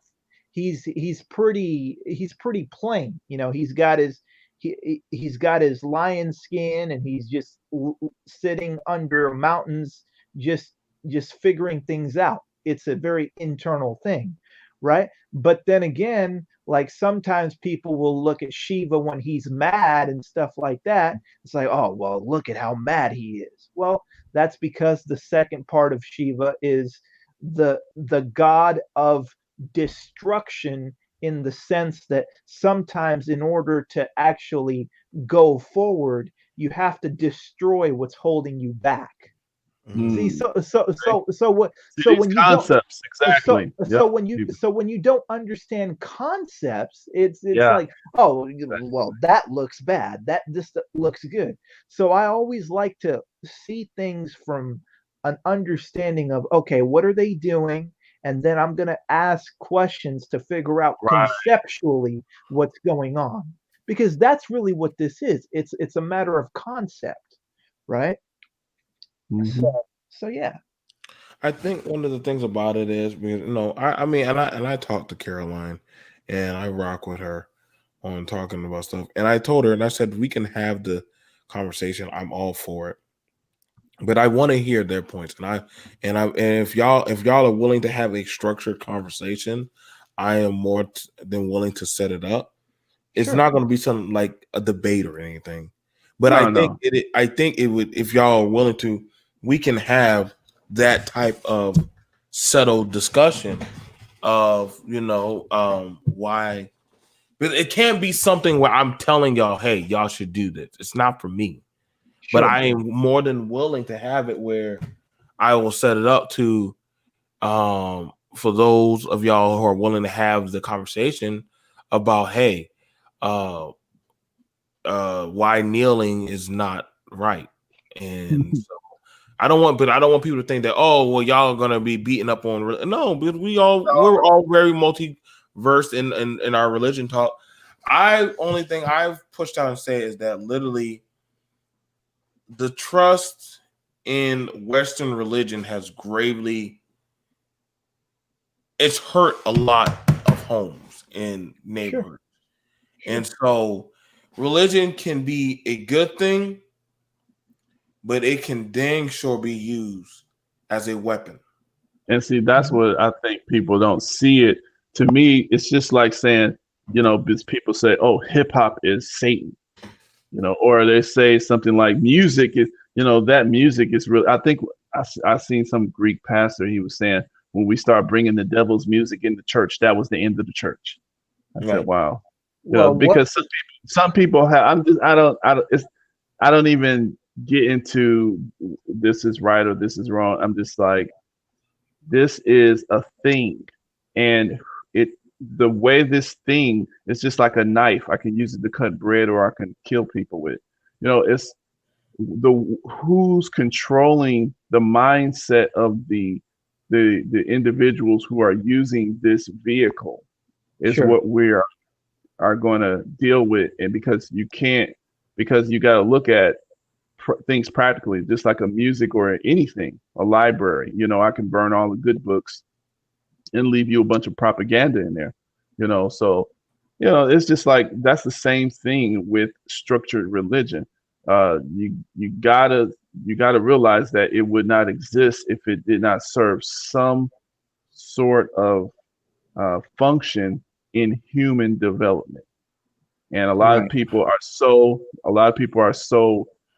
like you said, hateful or disappointed in structured religion that they cannot conceive, especially when they're at that point of disappointment. They can't even conceive of any beneficial anything that this thing could have ever did good, so. But you know what? I'm glad that, but I was trying to figure out how to do it. You understand? Like I was trying to figure out how to do it. And I'm saying, like, I can contact Yori, and I know how to contact Mike. And if Seven said he's down, then I will ask for her to go get some people who are willing to have the conversation about the kneeling. And is it set up the date on March? That'd be perfect. Right. And so she's just to get this straight, she's on the anti-kneeling side? Well, it's more so of it goes against that of God. And so I guess she just wants, and she just wants to talk about it. It's biblical. People are focusing wrong.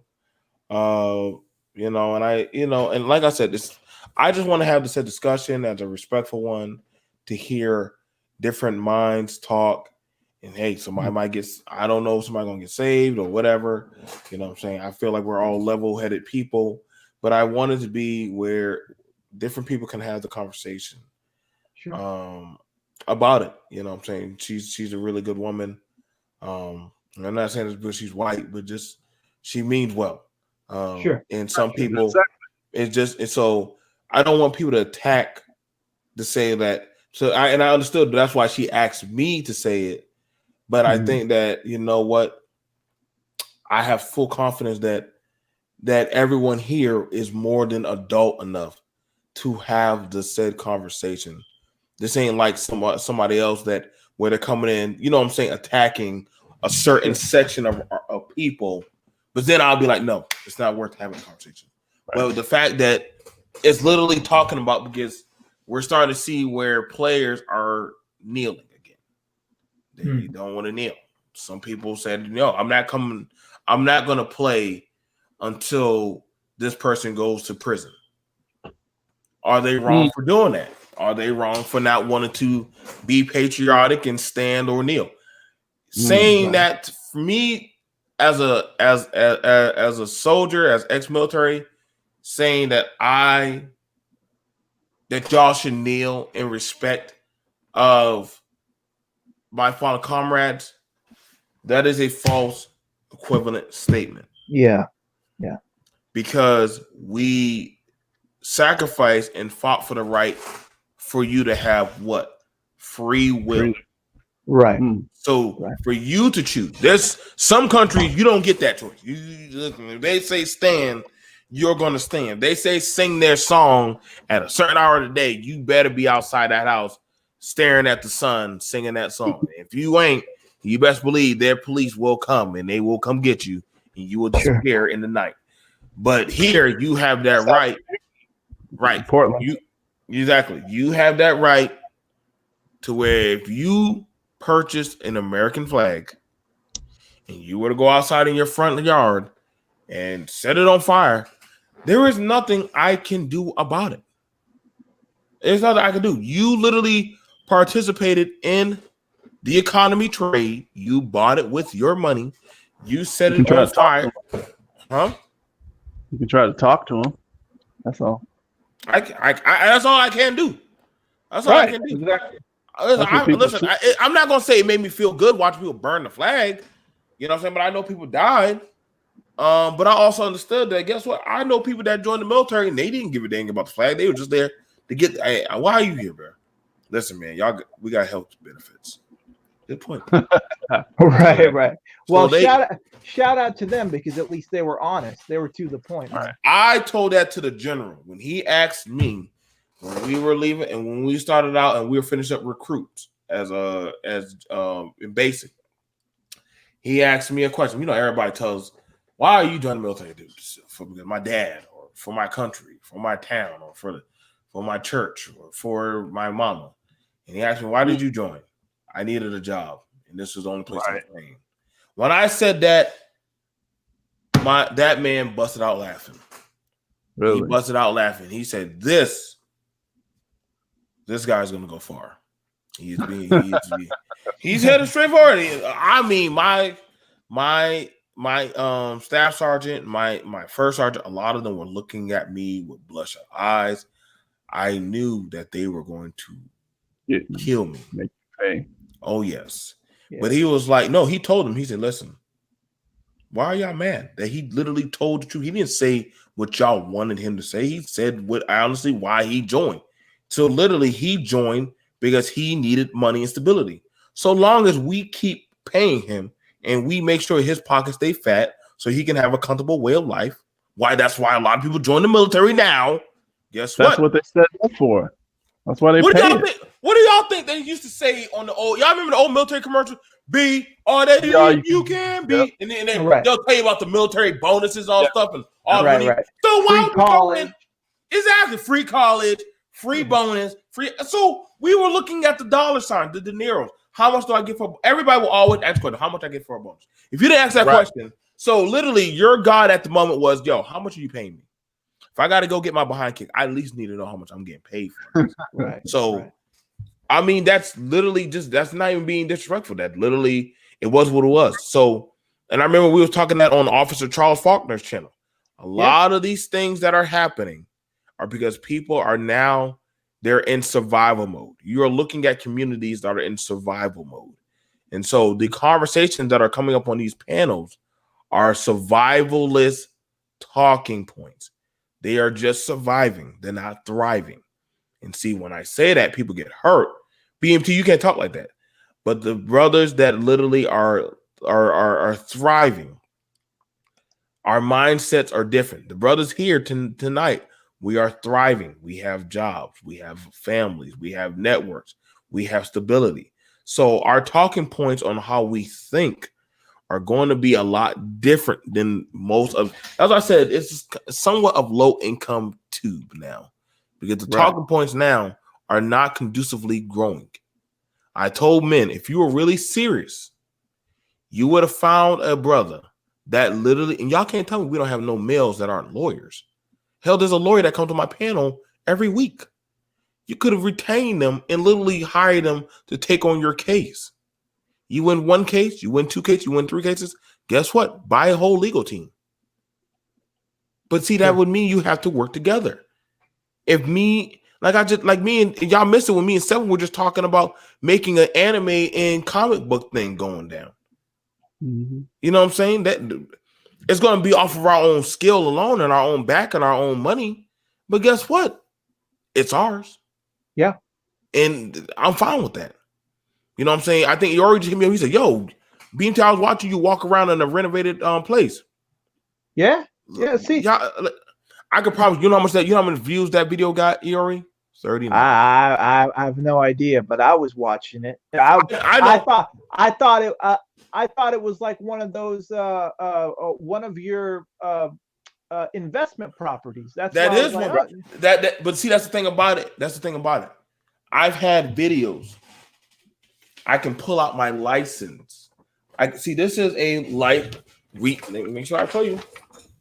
What did I say? Retail license. You see, I can show the receipts, gentlemen. I can show, and I keep journals. And this journal alone can help a black man or any man make over $80,000 a year. This journal right here, $80,000 is written in here. When I used to talk about content like this, nobody cared to listen. When I used to try to tell people how to get salvation and how to do hydroponics and aquaponics and all that stuff, you see, I know Mike, because I know you will be listening like a sponge. I know, but see, I understand. Some people don't want salvation; they just want to hear what they want to hear. Yeah. So right now, my people starve of a lack of knowledge. They have to suffer. So then when the rest of when they finally start to die off and they're finally ready, then if I'm still alive, y'all find my videos and y'all can go watch them. You're gonna have to dig. That's why I'm putting out a lot of BS videos, but I want you to go dig. But see, I got it. I got it. I got it here. I listen, like I said, I every Sunday, what do? I go grab a whole panel of professionals just to talk about financial and political literacy. You think they will show up? Do you think if when Seven does it, I watch you do your stuff, Mike, they're getting really good. Okay. Yeah, I'm trying to practice. I'm seeing you getting pretty at practice.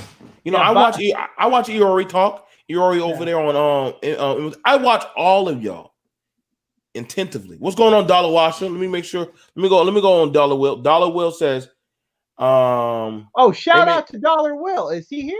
Yeah, he's here. Salute, Dollar Will. Most people I'm on the Patreon right now checking your messages. Holy shit. He says most people join the military for economic reasons, and I'm okay with that. The U.S. government creates the economic motivation and the psychological indoctrination for the people volunteer. Exactly. Y'all, listen, man. I'm not trying to lie. Exactly. When you're starved out of a system, you'll join the system just to survive.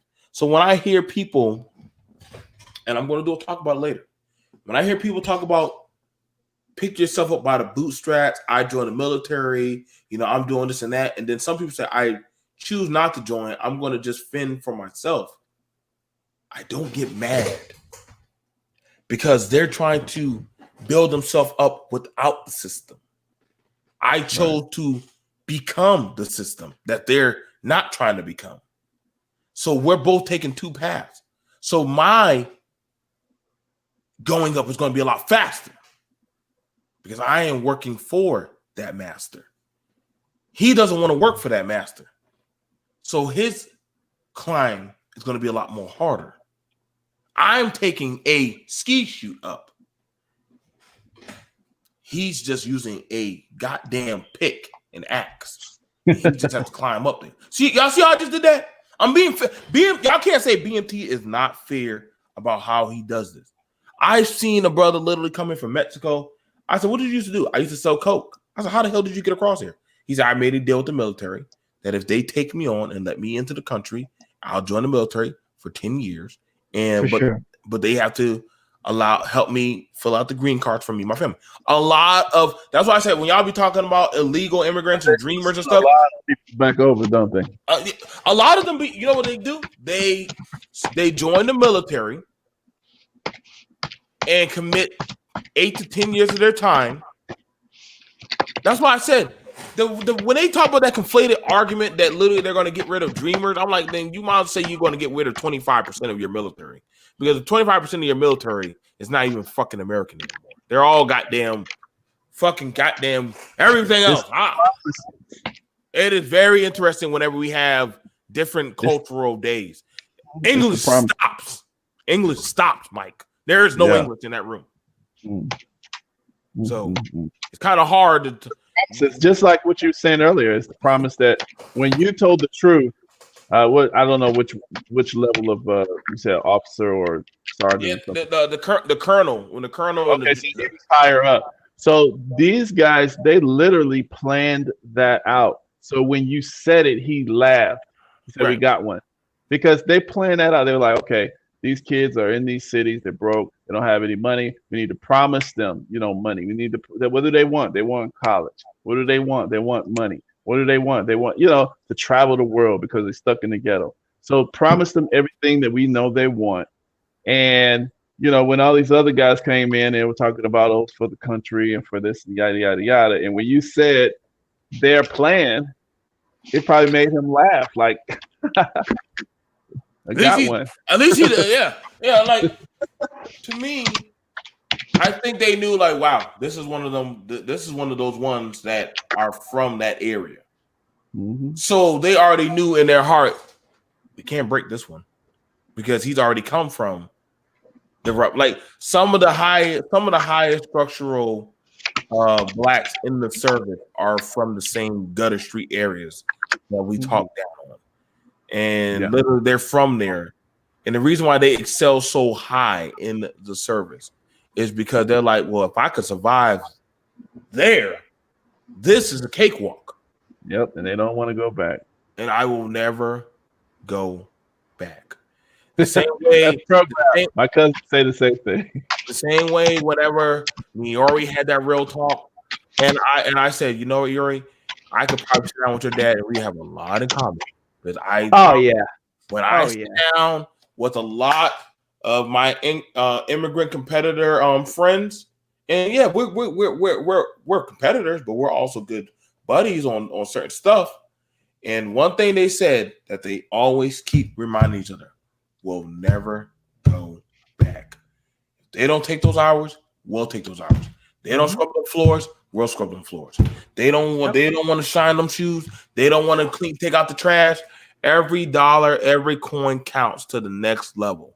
So literally, you might see me scrubbing and cleaning your toilets, but I could promise you, it's not about me. It's about me getting my kid to the next level. So when my kid gets to the next level, guess what? He is going to be able to outdo 10 of y'all. And so when he makes it, I'm going to make it. Because guess what? He understands the endeavoring suffrage that I put him through. They remind each other. Don't forget what I went through.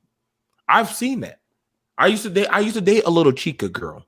And when I stayed with her at her family's house, and we was laying down on that damn mattress and stuff, and you have some people laying down together and all that shit, and I don't know how they didn't drink that watery down beer and stuff, but god damn it, when we got up and worked and eat them damn flatbread and stuff, guess what? One thing that they always say, we'll never go back. Pray to the little Santa Maria, and they'll say, we'll never go back. Now they are state contractors for the highway. They are contractors for the highway. The highway clearing and cleaning up the road and cutting the grass and all that stuff. You know how much money that is? You know how much money you get paid? Just cutting the highway islands. That's that's hundreds and thousands of dollars. Contract. Yeah, contract. And like literally, they make sure that they keep each other in. So yeah, y'all gotta understand, man. Like when we talk about one of us fighting, you're fighting a nation. You're fighting cultures. You don't one man. I always ask people whenever they talk about the pills, and when they talk about the pills of taking the pills, when we pull it from the Matrix, I ask the question: who won the fight, Neo or Smith? Who won? But at the end of the day, you have to ask when we talk about the pills, who won? Me, Neo, or Smith? Who literally actually conquered the Matrix?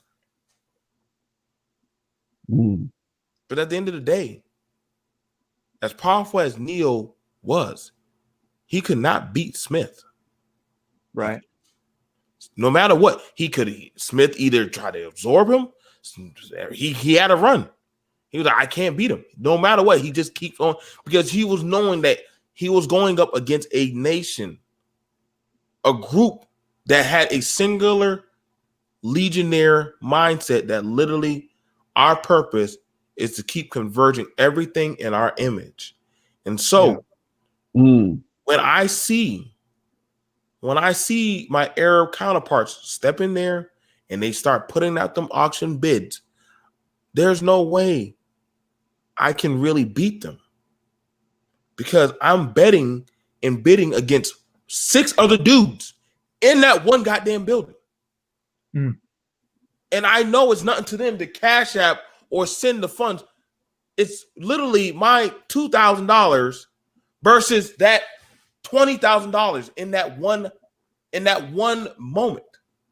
I cannot compete. Sure. And so I get frustrated, but I'm like, oh, it is what it is. See, unity group operation. Shut up, Mike. See, but you know what it is, BMT? That's why I rock with you though. Like, look, I tell you in this space, and me and Seventh were having this conversation after his show. By the way, everybody basically subscribe to Seventh Project's YouTube channel. Oh so that way they can get some information on the stuff that he's dropping with West Coast African.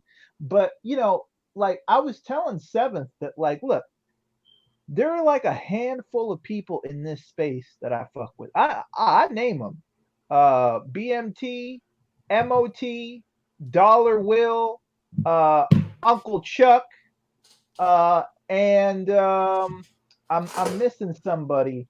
Who else? A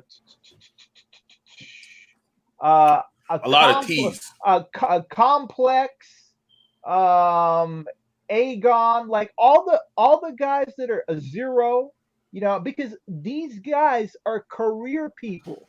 They're all about making money. They're all about doing that stuff, doing that work. I don't hang out in all these game spaces and shit like that. Like, I'm cool with it because like there's a place for that, and don't think for a second that I'm a square. I can't be a square with the type of shit that I'm doing. So I mean, there's a point in that, but like we got to make sure that people understand that the way things work is by doing the shit that is not sexy. You know what I mean? Oh, and shout out to Dollar Will too. If I forgot him, I don't think I did. I told Dollar Will he needs to, but I know he be coming through, and we be having talks. See, that's the only thing about it. When I have me and Dollar Will have to dumb down whenever we talk. Sometimes I know. I don't say, I'm like, Dollar Will, they don't even know.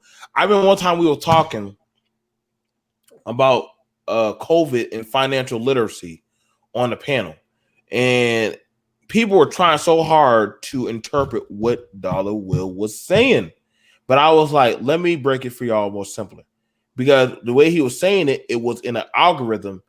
And I was like, Dollar Will, there's no point.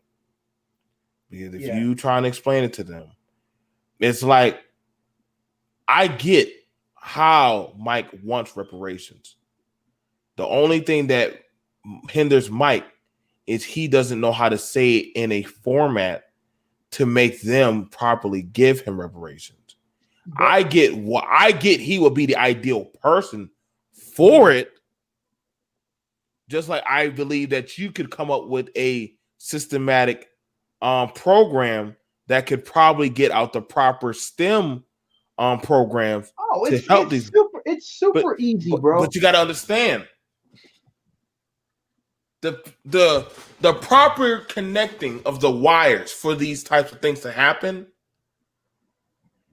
They can't happen here, not in these spaces. Yeah, and the reason why is because a lot of people aren't mentally ready. It's like when they removed the children of Israel out of Egypt. It was only been half a day, and what did they already want to do? They wanted to go back. Right. They wanted to go back. They were like, "Whoa, this is too much work, Mike. Like, we can't do this. Yuri, why the hell did you get us out of here? Like, let's go back to Pharaoh." Right. So then, so when you tell them this, I'm like, you don't want this, because what we're trying to do, because I ain't gonna lie, I had one time I said, yo, I don't want to do this doggone talk anymore. If Mike had said, no, BMT, you got to. And I said, man, F this, Mike. He said, it's okay. Like, somebody's gonna pick up on it. And I try to tell people, I said, listen, man, I'm tired of going so hard into this. Like, I'm literally burning up 2 and 3 hours. Yeah, you don't want to burn out. And I remember, I remember telling you, BMT, that the first time that I ever, like, I was in the comment section on Art Newstall's panel. Yeah. And you were talking, and I keep bringing this up because, look, you know somebody's really about their shit when their story don't change. You were sitting there and you were talking about, I think it was your aunt or somebody in your family that was telling you, oh, well, you know, we can blow this bathroom up and we can build this we can rebuild this whole bathroom. And apparently they were giving you schematics on how to do that, right? Well, this is how you do it here, this is how you do it there. And you were sitting there and you were like, you know, I was just thinking, and then all of a sudden my brain started going. I said, well, if you know how to do that, we could really do something with this. But it was almost like I had to fight so hard to get her to understand that there was something here. And I was like, whoa, that was deep. And then all of a sudden Beasley and everybody was like, oh, well, dude, I don't like your tone and this, that, and the other. And I was like, man, fuck all that shit, man. I'm gonna fuck with this dude. And I basically hit the subscribe button right afterwards. You know what I mean? And that's the whole thing. Like, see, when you're about some real shit, bro, you gotta expect that like certain people aren't gonna agree with you. You know, and I'm not gonna say that I like everybody on this channel. But the thing is, like, there are plenty of things that me and D Durrell don't agree with and stuff like that. But I'm able to put that to the side and basically come to this channel because I fuck with you, I fuck with Mike, I fuck with Seventh, I fuck with Ruby. Like, you know, what I'm saying is I'm not gonna punish everybody in the channel just because we have a small disagreement. I can work through that and still do my shit as a man and do what I need to do. That's all. No, and see, that's the thing about it. Like, because everybody always says, BMT, you flip flop. I'm pretty sure a lot of people have heard that. Yeah. And I said, it's not that I flip flop. It's that I'm more mature where I can sit at the table and just look at things for the way they are and just pick apart the meat off the bone and just keep it moving. You know? Right. Like when me and Mike first started talking, we didn't agree, but we kept on talking about different things and we had consensus. And he would support me. And I would keep on bringing him up to let's keep on talking. And we started talking. He said, "Huh, you talk about some really interesting stuff that other people ain't talking about." And I said, "Well, I've always been doing this, but the thing about it is, people look for you to have a just one directional thing. Listen, man, that's not how it works in life. You can't just keep attacking things at one direction. That's not how it works. If I can't take down the wall with a battering ram, then I need to go make a trebuchet. I'm pretty sure a lot of y'all don't know what the hell a trebuchet is. If I can't make exactly, it's amazing. It's a what's going on information, man. I like I said, I have men that hit me up in the back chats. I be Shark Tanking ideas for them all the time.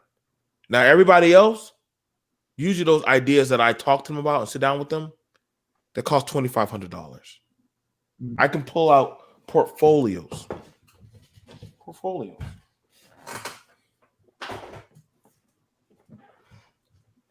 This portfolio right here is literally, I probably made at least about $75,000. Right.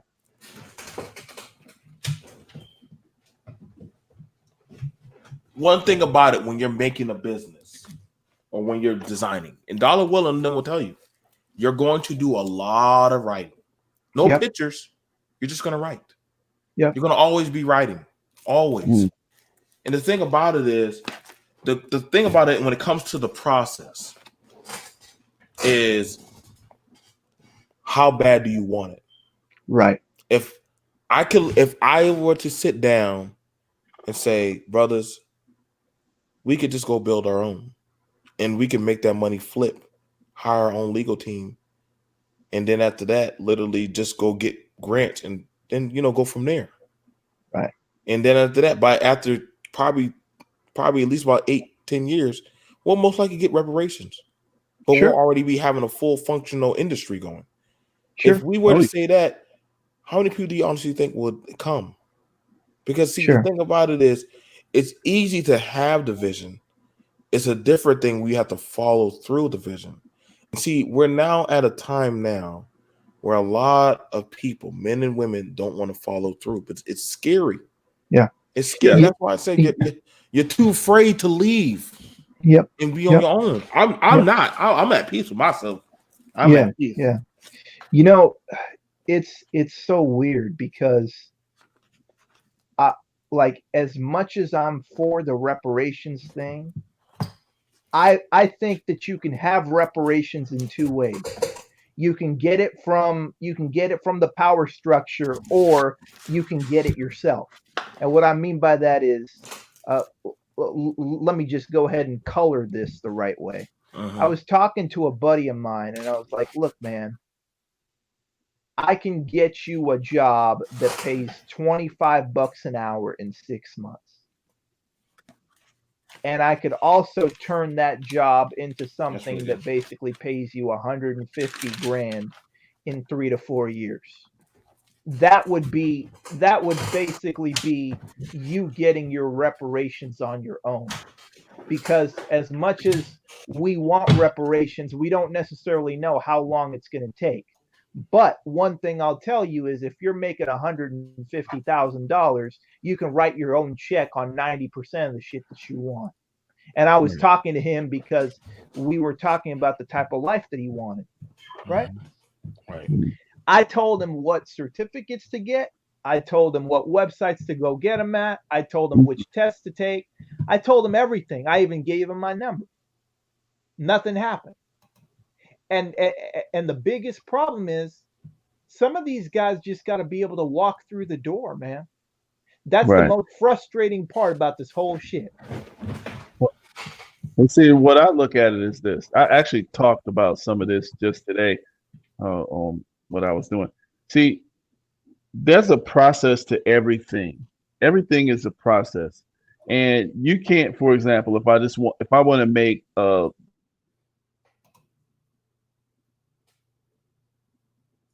Go ahead, Mike. Looks like he I don't know he's at. I wanna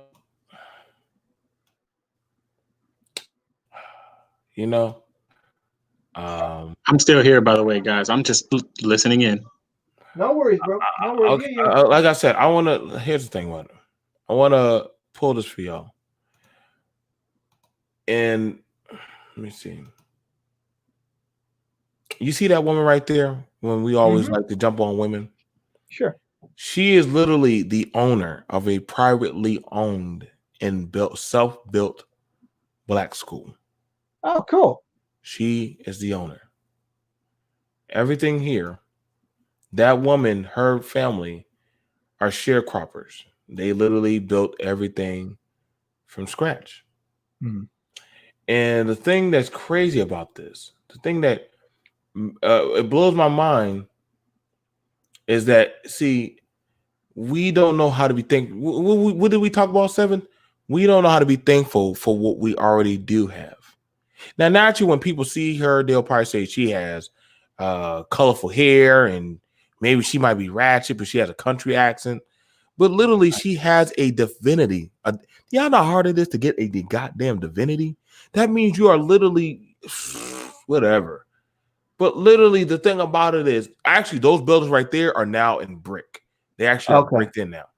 Okay. All the stuff, literally, as if y'all went back to the school now, the land actually got pushed back more. They're still buying more of the land.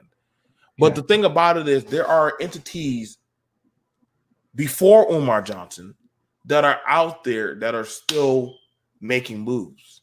Mm-hmm. And I've learned from women and other men that we're done waiting. Yeah. We're done waiting for people to get their ish together. We're done waiting to hear people. And she goes over everything from every nook and cranny. Like I said, Miracle Academy, the black-owned, built private school. When I said, listen, I mean, I respect to Q Butter, but I'm just saying, bro, this woman right here, you might want to go talk to her. Like, they have their own medical lab. This guy right here does science, biography, geometry. They got a tech department, bro. For computer science. Literally, they can do they weld what's the thing when you're doing the green chip boards? They know how to do that. They know how to do circuit boarding. The circuit boards. The kids can actually do circuit boards. That's how smart. These are children, little black babies that are. I didn't want to show them, but literally these kids, some of them graduate this school at 15 and 16 years old. They are freakishly crazy. These kids make their own money by selling things. Like, they are far advanced. I just didn't want to show them from what they were doing. But when I said that a lot of our children and a lot of these people are ahead of the game. But see, these are people you don't hear about because of what they do, or maybe they're not in the most ideal positions like everybody else. But when I see how they're making these moves and how they're taking whatever pennies and dimes they get and they make it work, this is why I tell y'all, man, listen, everybody ain't ready to make a move. Mm-hmm. Everybody ain't ready to make a move. Everybody's not going to be ready to get on your program. Like I said, I did a 4-part playlist. What's the name of this school, bro? I want to look it up. Miracle Academy. Miracle Academy, right? It's Miracle Academy. And you can look up, I mean, everybody here is on some, they know their stuff. But again, according to some people, these type of people they're just not up to par. Where is it? In South Carolina? It's in South Carolina. Okay. All of these kids right here, freakishly smart, really smart. Is it a prep school?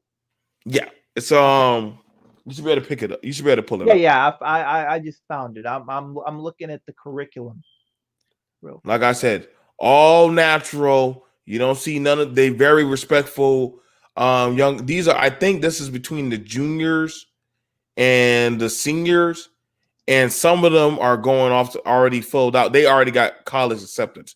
You know, one thing that they already told themselves that they're going to do, that they literally, when they have children, they're going to bring their children back to that school because they believe in that alma mater.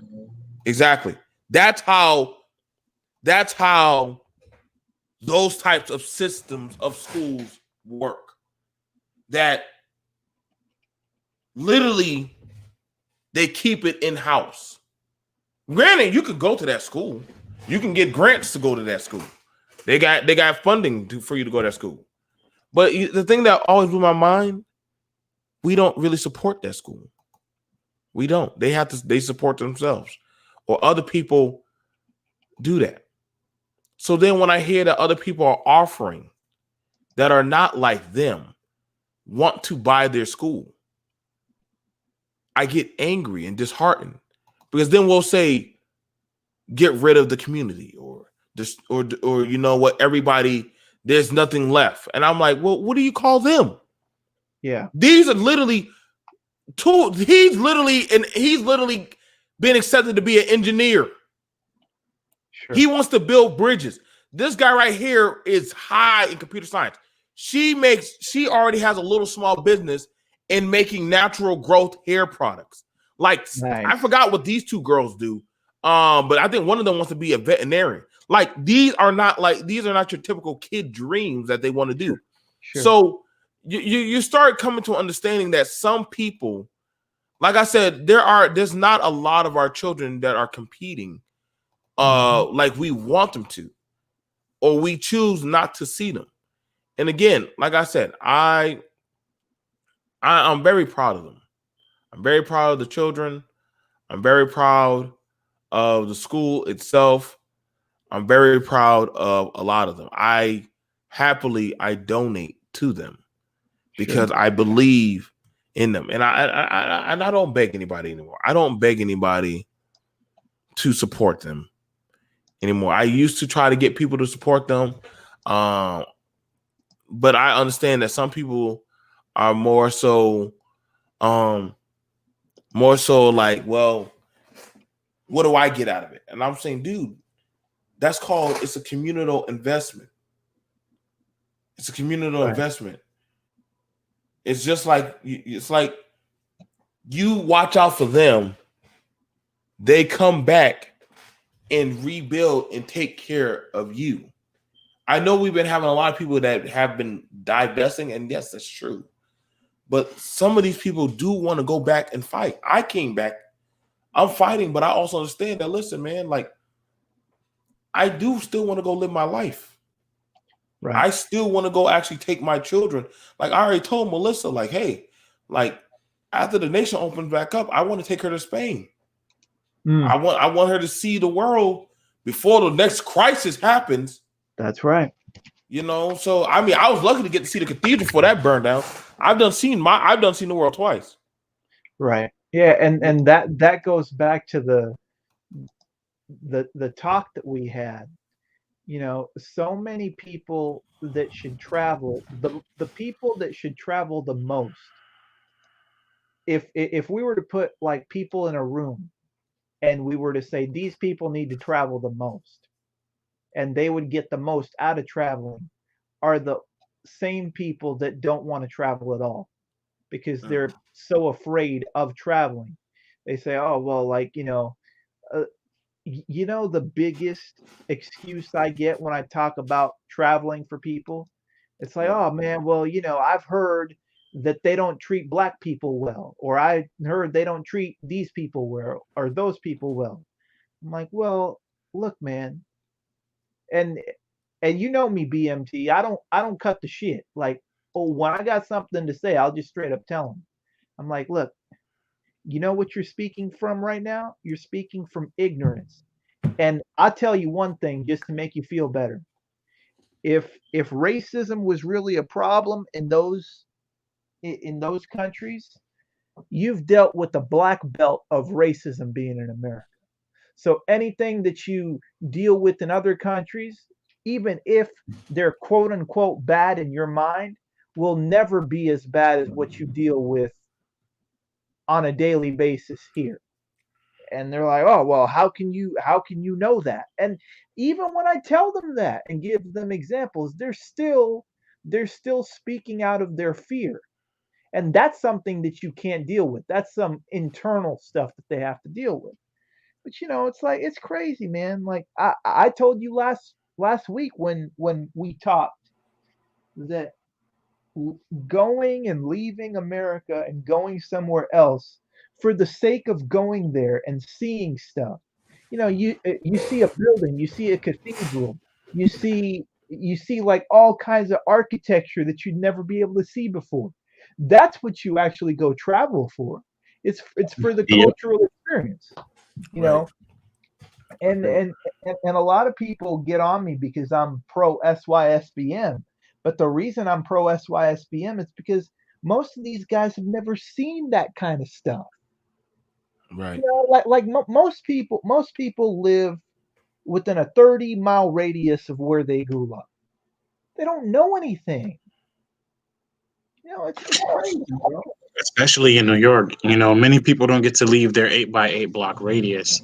So, for a brother like myself who traverses outside of the neighborhoods and has been around like New York City and into some other states, I haven't traveled outside of the states yet. Plan on doing so, but Sure.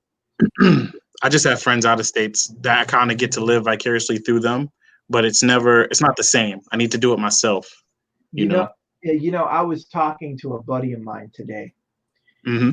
and he told me something that completely blew my mind. It was one of the most enlightening, like 10 words or 15-word conversations that we ever had. And he said, do you understand, for the amount of rent that we pay in America, you could live all in different countries, especially me being in California, and you could speak about it being in New York.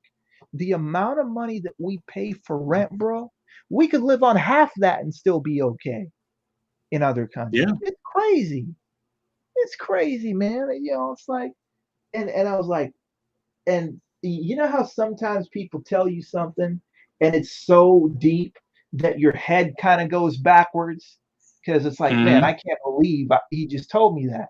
That's what happened to me. I'm like, bro, like, $500 rent in Mexico or Colombia or DR or PR or Gambia or Belize or wherever. I mean, those types of places are stuff that we pay $2,500 for here, $2,000, $1,500, 3 times as much. And that's not even considering how much we pay for cable and cell phone and everything else. It's just crazy. Right. Man. It's crazy. Well, I had a checklist before this whole thing went down. I was actually supposed to pull up on BMT's side because I have some family down there. And I was actually going to say, you know what? I've heard this brother speak. I think it'll be cool if we get to hang out. So, I get to go see the Gullah Geechee people and how they do their thing because I am curious and I wanted to know more. But I can't. Yeah. It's a difference for me between reading about it and seeing it, being there, like practicing with them, eating with them. Like I want that experience in particular. So I was supposed to do that and then go to Japan with my fiance. Oh, cool. There you go, man. So there you go. But before then all this stuff happened, we had to recalibrate our plans accordingly. Is this gonna be your first time outside the country? Yeah. Okay. Yeah. Like I said, I have friends that live outside of the country, and like again, it wasn't fruitful for me or conducive for me just living vicariously through them, hearing their stories and hearing what they had going on. I mean, it's good to have like a reference guide, right? It's like, oh, these are the places you can go. This is what you want to look out for. Yeah. Right. Yeah. But now it's my time to go experience it myself. Yeah, man. Yeah. Look, you're gonna have all kinds of stories to tell me once you're done. I mean, I'm gonna go to North America or Latin America and South America when this whole COVID thing opens up. and I'm gonna have stories for days because ain't nobody gonna see me for a while. Like I said, I just want y'all. Like I said, before I go, I literally want I want the best full life out of everyone. Somebody asked me a question. They said, BMT, how did you grow so fast? And I said, oh, simple. I used to be on TV. That's evening. I used to do TV and radio before I came on YouTube. So, sure. If y'all want to know now only that I have 2 companies, so it's kind of not hard because outside of YouTube I have other things, just like Iori seeing now, like wow, like the renovation thing. It's just the thing about it. I know that doesn't interest. I don't want to leave this said space because I know that there are some of us out here that literally want to actually talk about certain things. Sure. And want to go over certain things.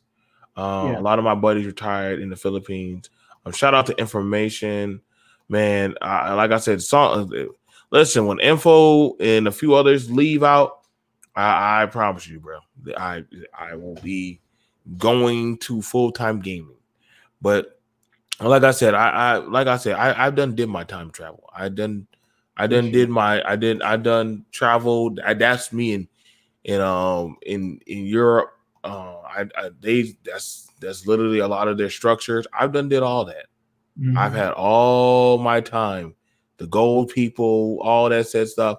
I've been there to the taverns, the brothels. I've been to the cathedrals and everywhere. I've sat where the Pope and them be sitting right back there. I sat right there and took a picture. So that just tells you my mindset was not really there. I don't know why they put gold on the walls, but shit, Michelangelo, all them. So I have gotten my time where everybody wanted to look for holes. BMT wanted to go find everything and see everything and literally say, hey, guys, we can travel too. Yeah. I want you to understand that literally a lot of these pictures, a lot of these people somehow look like us. And I was like, was that an accident? Did y'all mean to paint him? No. That's no. So why does he have a tan on him? And I'm like, oh, that something about Jesus was not properly. But hey, you know what? It's not for me to judge. Like I said, go see the world for yourself. Go see the world for yourself. One question for you, BMT. Did you ever go to Eastern Europe, or were you in normal Europe, let's say? Because normal Europe is like France and that's true. I went to the bad parts of Europe, the ones that the satellite areas. That's what I wanted. I needed a challenge. Like you talking about Belarus and Poland and Serbia and like all that kind of stuff? Yeah, the satellite, the state that the former Russian controlled areas. Right, like Ukraine and Estonia. Yeah. Some of them that are heavily Islamic and stuff like that. Yeah. So you're in Bosnia. So exactly. You're in Bosnia. Okay. Exactly. So I've been to those places. Y'all let me know when y'all doing some travel videos of that. Then come holler at me, and then we can really have a conversation. Yo, I can do it. I can do. I know, no. I'm not saying you can. I'm just gonna have to put on some Muslim garb. You know, I'm just saying. Kind of blend in a little bit. I'm saying for me, that's why I try to tell a lot of men, listen, get your shit together. Yeah. Learn yourself, and when you're ready, go see the world. But don't go to see the world for just some booty. Yeah. Go make investments. Go make people. Like I have a lot of good friends all over the world. I've been to the capital of drug capital in Afghanistan, where balls of opium right here would literally cost you $500,000. But literally, that's where we get a lot of our big pharma. Like y'all thought we were looking for weapons of destruction. No. There was something else out there. I mean, I mean, they might be able to tell some people that, but they ain't gonna be able to tell us that. I'll put it like this, man. I'll tell y'all this right now. I've been to the Silk Road, and if anybody tell y'all the Silk Roads are dead or they're gone, that's a lie. They are still there. They are very much still active. They're never going anywhere. I encourage 7th to go see the world and literally chart it down, so that way you'll tell your children, "Hey, these are pictures of where your grandfather went. Now y'all can go see the world." And sometimes you have to do that to get an appreciation of, hey, if they can do it, I can do it. And so I understand the mindset of when people come here, they have a competitive spirit to be at the top. Yeah. And literally, you got to learn to take advantage of what you got for what you got. Like I said, I am going to be setting up a conversation.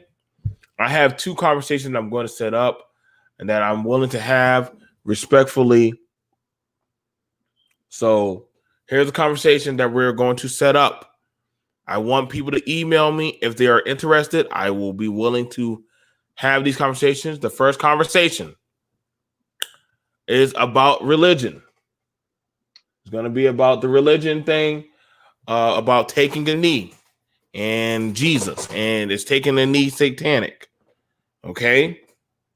So y'all who are open for that, let me know. I do it. Okay. I do it. Even though my background isn't necessarily Judeo, it don't have to be. I'll still show up and basically throw in.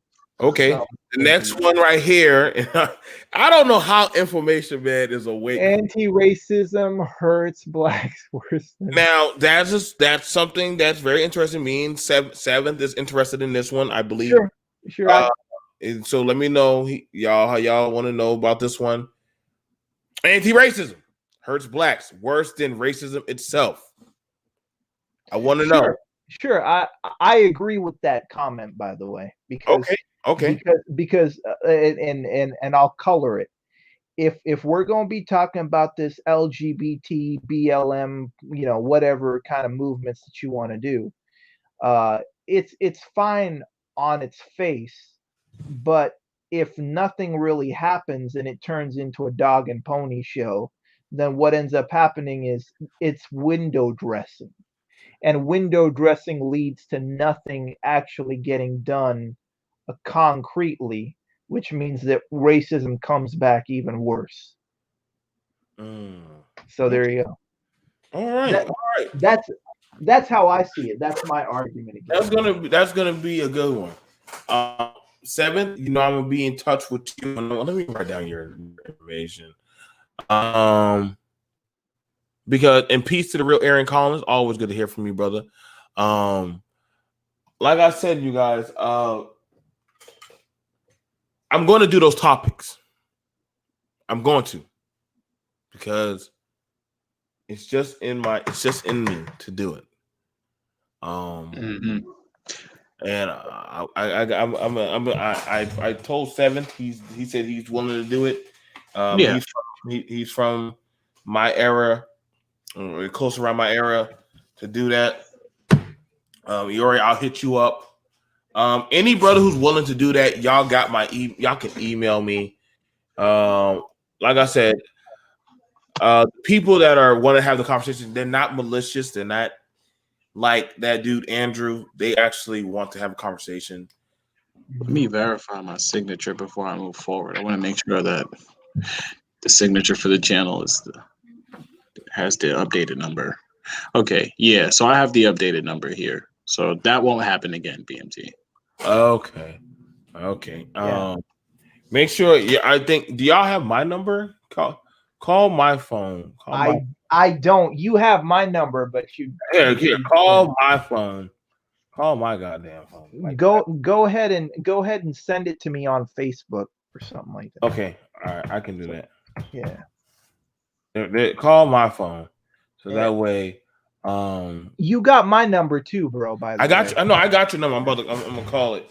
Yeah. I'm about to go play some Ghost of Tsushima, but I'm about to take. But like I said, for the most part, I want y'all to understand that literally I am going to start bridging open some conversations towards people to have, so that way we can have the said discussion. Sure. We can have the said discussion. A question about Patreon, by the way. Yes, sir. Because I've got the money in Cash App, but I wasn't sure whether I could Cash App you or whether I should just dump it in PayPal and do it that way. Like, how does that work? You can do it through PayPal. Okay. So when it comes to, I am heavily reserved here. Sure. But now Patreon, that's a whole different level. We don't ever have to hold back. We don't hold back on Patreon. We literally say whatever the hell we want to say. We talk about stuff. We've helped men go into dating, sexual equivalency. We also set it up for people to literally, we also set it up for guys to meet call girls. And literally they asked, they paid the play, and we set it up for them. I think I'm the only content creator to ever do that for his people. I mean, they're paying for the service, so I like, hey, you pay for the pages, I send it to you, and I send you about your way. However you get your rocks off, that's on you. It's not for me to judge. Sure. So that's literally the Patreon members. They have the right to dictate and ask what they want on the what topics that they want brought up. Sure. And I have to oblige. I oblige. Well, I'm here for business. So as long as we talk about that every then then that's the question. I literally am going to set up a business plan, business panel, and you say, hey, can I have it this day, this time? And literally that's literally that, because you're paying for the service of what you want to be heard. Right. And I usually the Patreon videos are like no more than 45 minutes. Okay. So we are now getting an editor for the channel. If y'all do need a YouTube editor, email me at blackbrother123@gmail.com. We have retained an official YouTube editor. The person is really good. They work with you. You will pay them. Yes, you will pay them. Editing is not cheap. It's not free. Not at all. But literally, because those programs, I'm not sure if y'all ever seen an editing program. They cost money. Yep. It costs money. So I understand. But I've also talked with them to work with you. So that's something that I can bless you guys with and work with y'all on. But that's if y'all want to. So if you need an editor, go ahead. I know I need one. It probably can take me to the next level of YouTubing. Like I said, and I probably need to get one anyway. But for the most part, thank you guys. I'm probably going to go sit down with my new dog and literally just scratch his head for my PTSD. What kind of dog you got?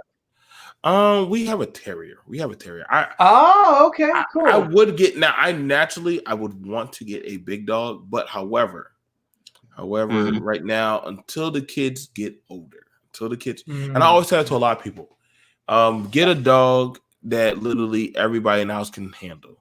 And everybody's like, well, a big dog won't do nothing. I said, I get that, but I'd rather get a dog that I know that they can deal with and actually be able to, handle at the time. So right now, she's a nice dog. She's very good. We just brought her home today. You know what I'm saying? I've literally been busy with properties, and we're doing the renovation. That's going to probably be like 2 months of renovating. But hey, that comes with the price of being an owner. You will work to the sweat of your brow. Everybody always talks about when they want to be a boss, but then I always wonder, do y'all know the level of work that you as a boss have to do? Sure. Man, starting a business has taught me that there's a lot of work that goes into everything you got to do. Nobody knows what it's like to do that, man. Everybody's like, I got an LLC, and I'm like, congratulations. That's the easy part. Now, let's talk to me 7 years later down the road, and let me know how that's going. If you survive, and then that's when everything goes to shit. So, yep, scaling your business properly, setting up work orders, a scope of work, depending on what you're doing. Cause see, my field of work, again, as I told you before, I'm in the energy efficiency industry, right? Mm-hmm. Yep. So I offer solutions to how to pretty much help you save money, whether it's albeit weatherization, water conservation, lighting, you name it, right? Anything that has to do with your building. So I look at it from a whole building approach, which is identifying any area where you're losing money and giving you the solution to fix it and to save money in the long run. So, people need you for. If you were to go to houses that people are wasting money, you probably could. You probably make a kill. You make a kill. Mm-hmm. Yeah, make a kill. I keep trying to tell Yori that he should. Y'all need to go start Yori, you should join on to the Brain Trust and talk and just. I do. You should just join on with them. I do. Very well. I do. Yeah, I mean, I talk to Complex all the time. I was talking to Complex before I jumped in here. So I've been having the Brain Trust members been jumping on my panel lately, but I mean, they're like, "That's what you talk about," and I'll be like, "Yep, I've always been talking about this stuff for a while." But Mike V, I talked to Mike V, MOT, and Complex all the time. Yeah, and I think Nagone, he's also Black Brain Trust. Yeah, I talked to him too. Like I said, one of the main things, and I'm going to do a video later on this week addressing the Black conservatives that are running around YouTube. I'm going to do a video because, again, y'all are running around making a lot of us who are conservative look so crazy. It's not even funny. And the stuff that y'all are saying is so inaccurate. Like speaking of Black conservatives, what were your thoughts on the Herman Cain thing? I mean, I just wanted to ask because I'm gonna have to say that for the video. All right, fair enough. That's fair. I have a lot of stuff to say. That's fair. But the thing about it is, some of y'all need to stop being puppets, man. Stop. Just stop. Just listen. You can be a conservative and not have to spew down on your own people, man. That's not conservative. Yeah. There's nothing conservative or honorable about that. Just means you're a dang dog that eats its own vomit. Yeah. And that's the one thing about it. Like everybody don't have bootstraps. Yeah, I know. And everybody don't got shoes. I know. So I know. Yeah. I know. And it's the same thing. Like technically I'm an independent, but coming from the conservatives, for me, going back to your point, feel like the bootstrap argument is the argument, and the liberals, on the other hand, believe that fake government solutions are the solutions to the bootstrapping argument. And to be honest, the conservatives don't go far enough on one side, and the liberals don't go far enough on the other. It's like there's a bunch of stuff that's like, for example, I'm a fan of a UBI, right? Because I think a UBI deals with people that quote unquote work but don't get compensated. Like how many people quote unquote work as housewives or whatever else, but they don't get compensated, right? And it's the same thing. Now, a UBI in this environment would do a lot of good because we're dealing with rolling shutdowns, we're dealing with rolling stimulus packages that always have to be dealt with, and the drama that comes with that. We saw that today. But like the Democrats there's a difference between the Democrats and the left, right? The Democrats don't want to go for a solution like that, but I'm part of the independent left. So the Democrats are just as much of an enemy as the Republicans are, because the Republicans don't speak for the conservatives just the same way the Democrats don't speak for the liberals. True. So we end up on an island somewhere trying to figure out how to fix some of this shit. No, I agree. Like I said, you guys, damn,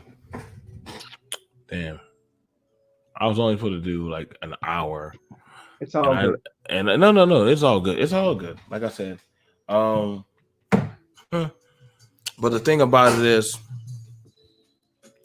you know, I greatly do appreciate you guys. And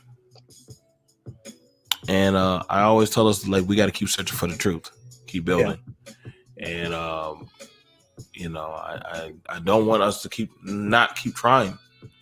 I'm going to do a panel about, do we need Black YouTube leaders, or do we need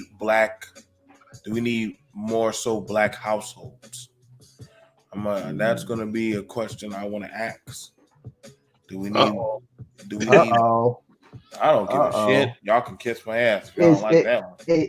By the way, is that a 2-parent household? I would assume.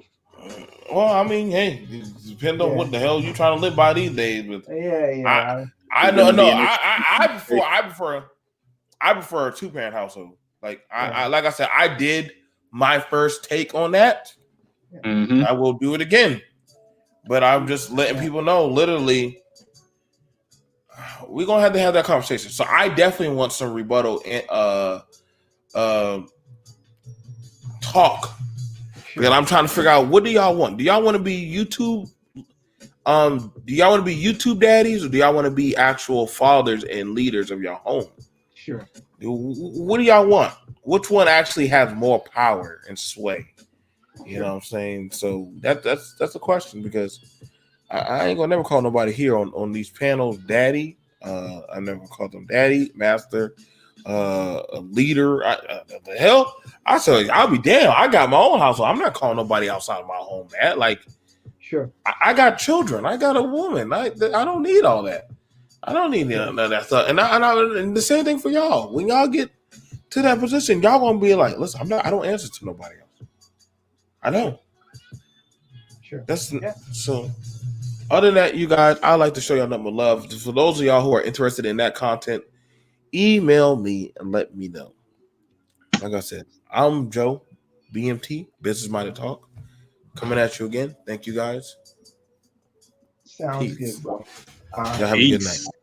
Peace. Yep. You too. Yep. All right, bro. All right. By the way, send me that stuff on Facebook when you got a minute. Got you. I'm about to send it to you. All right, bro. Talk to you soon, bro. Good night. Good night.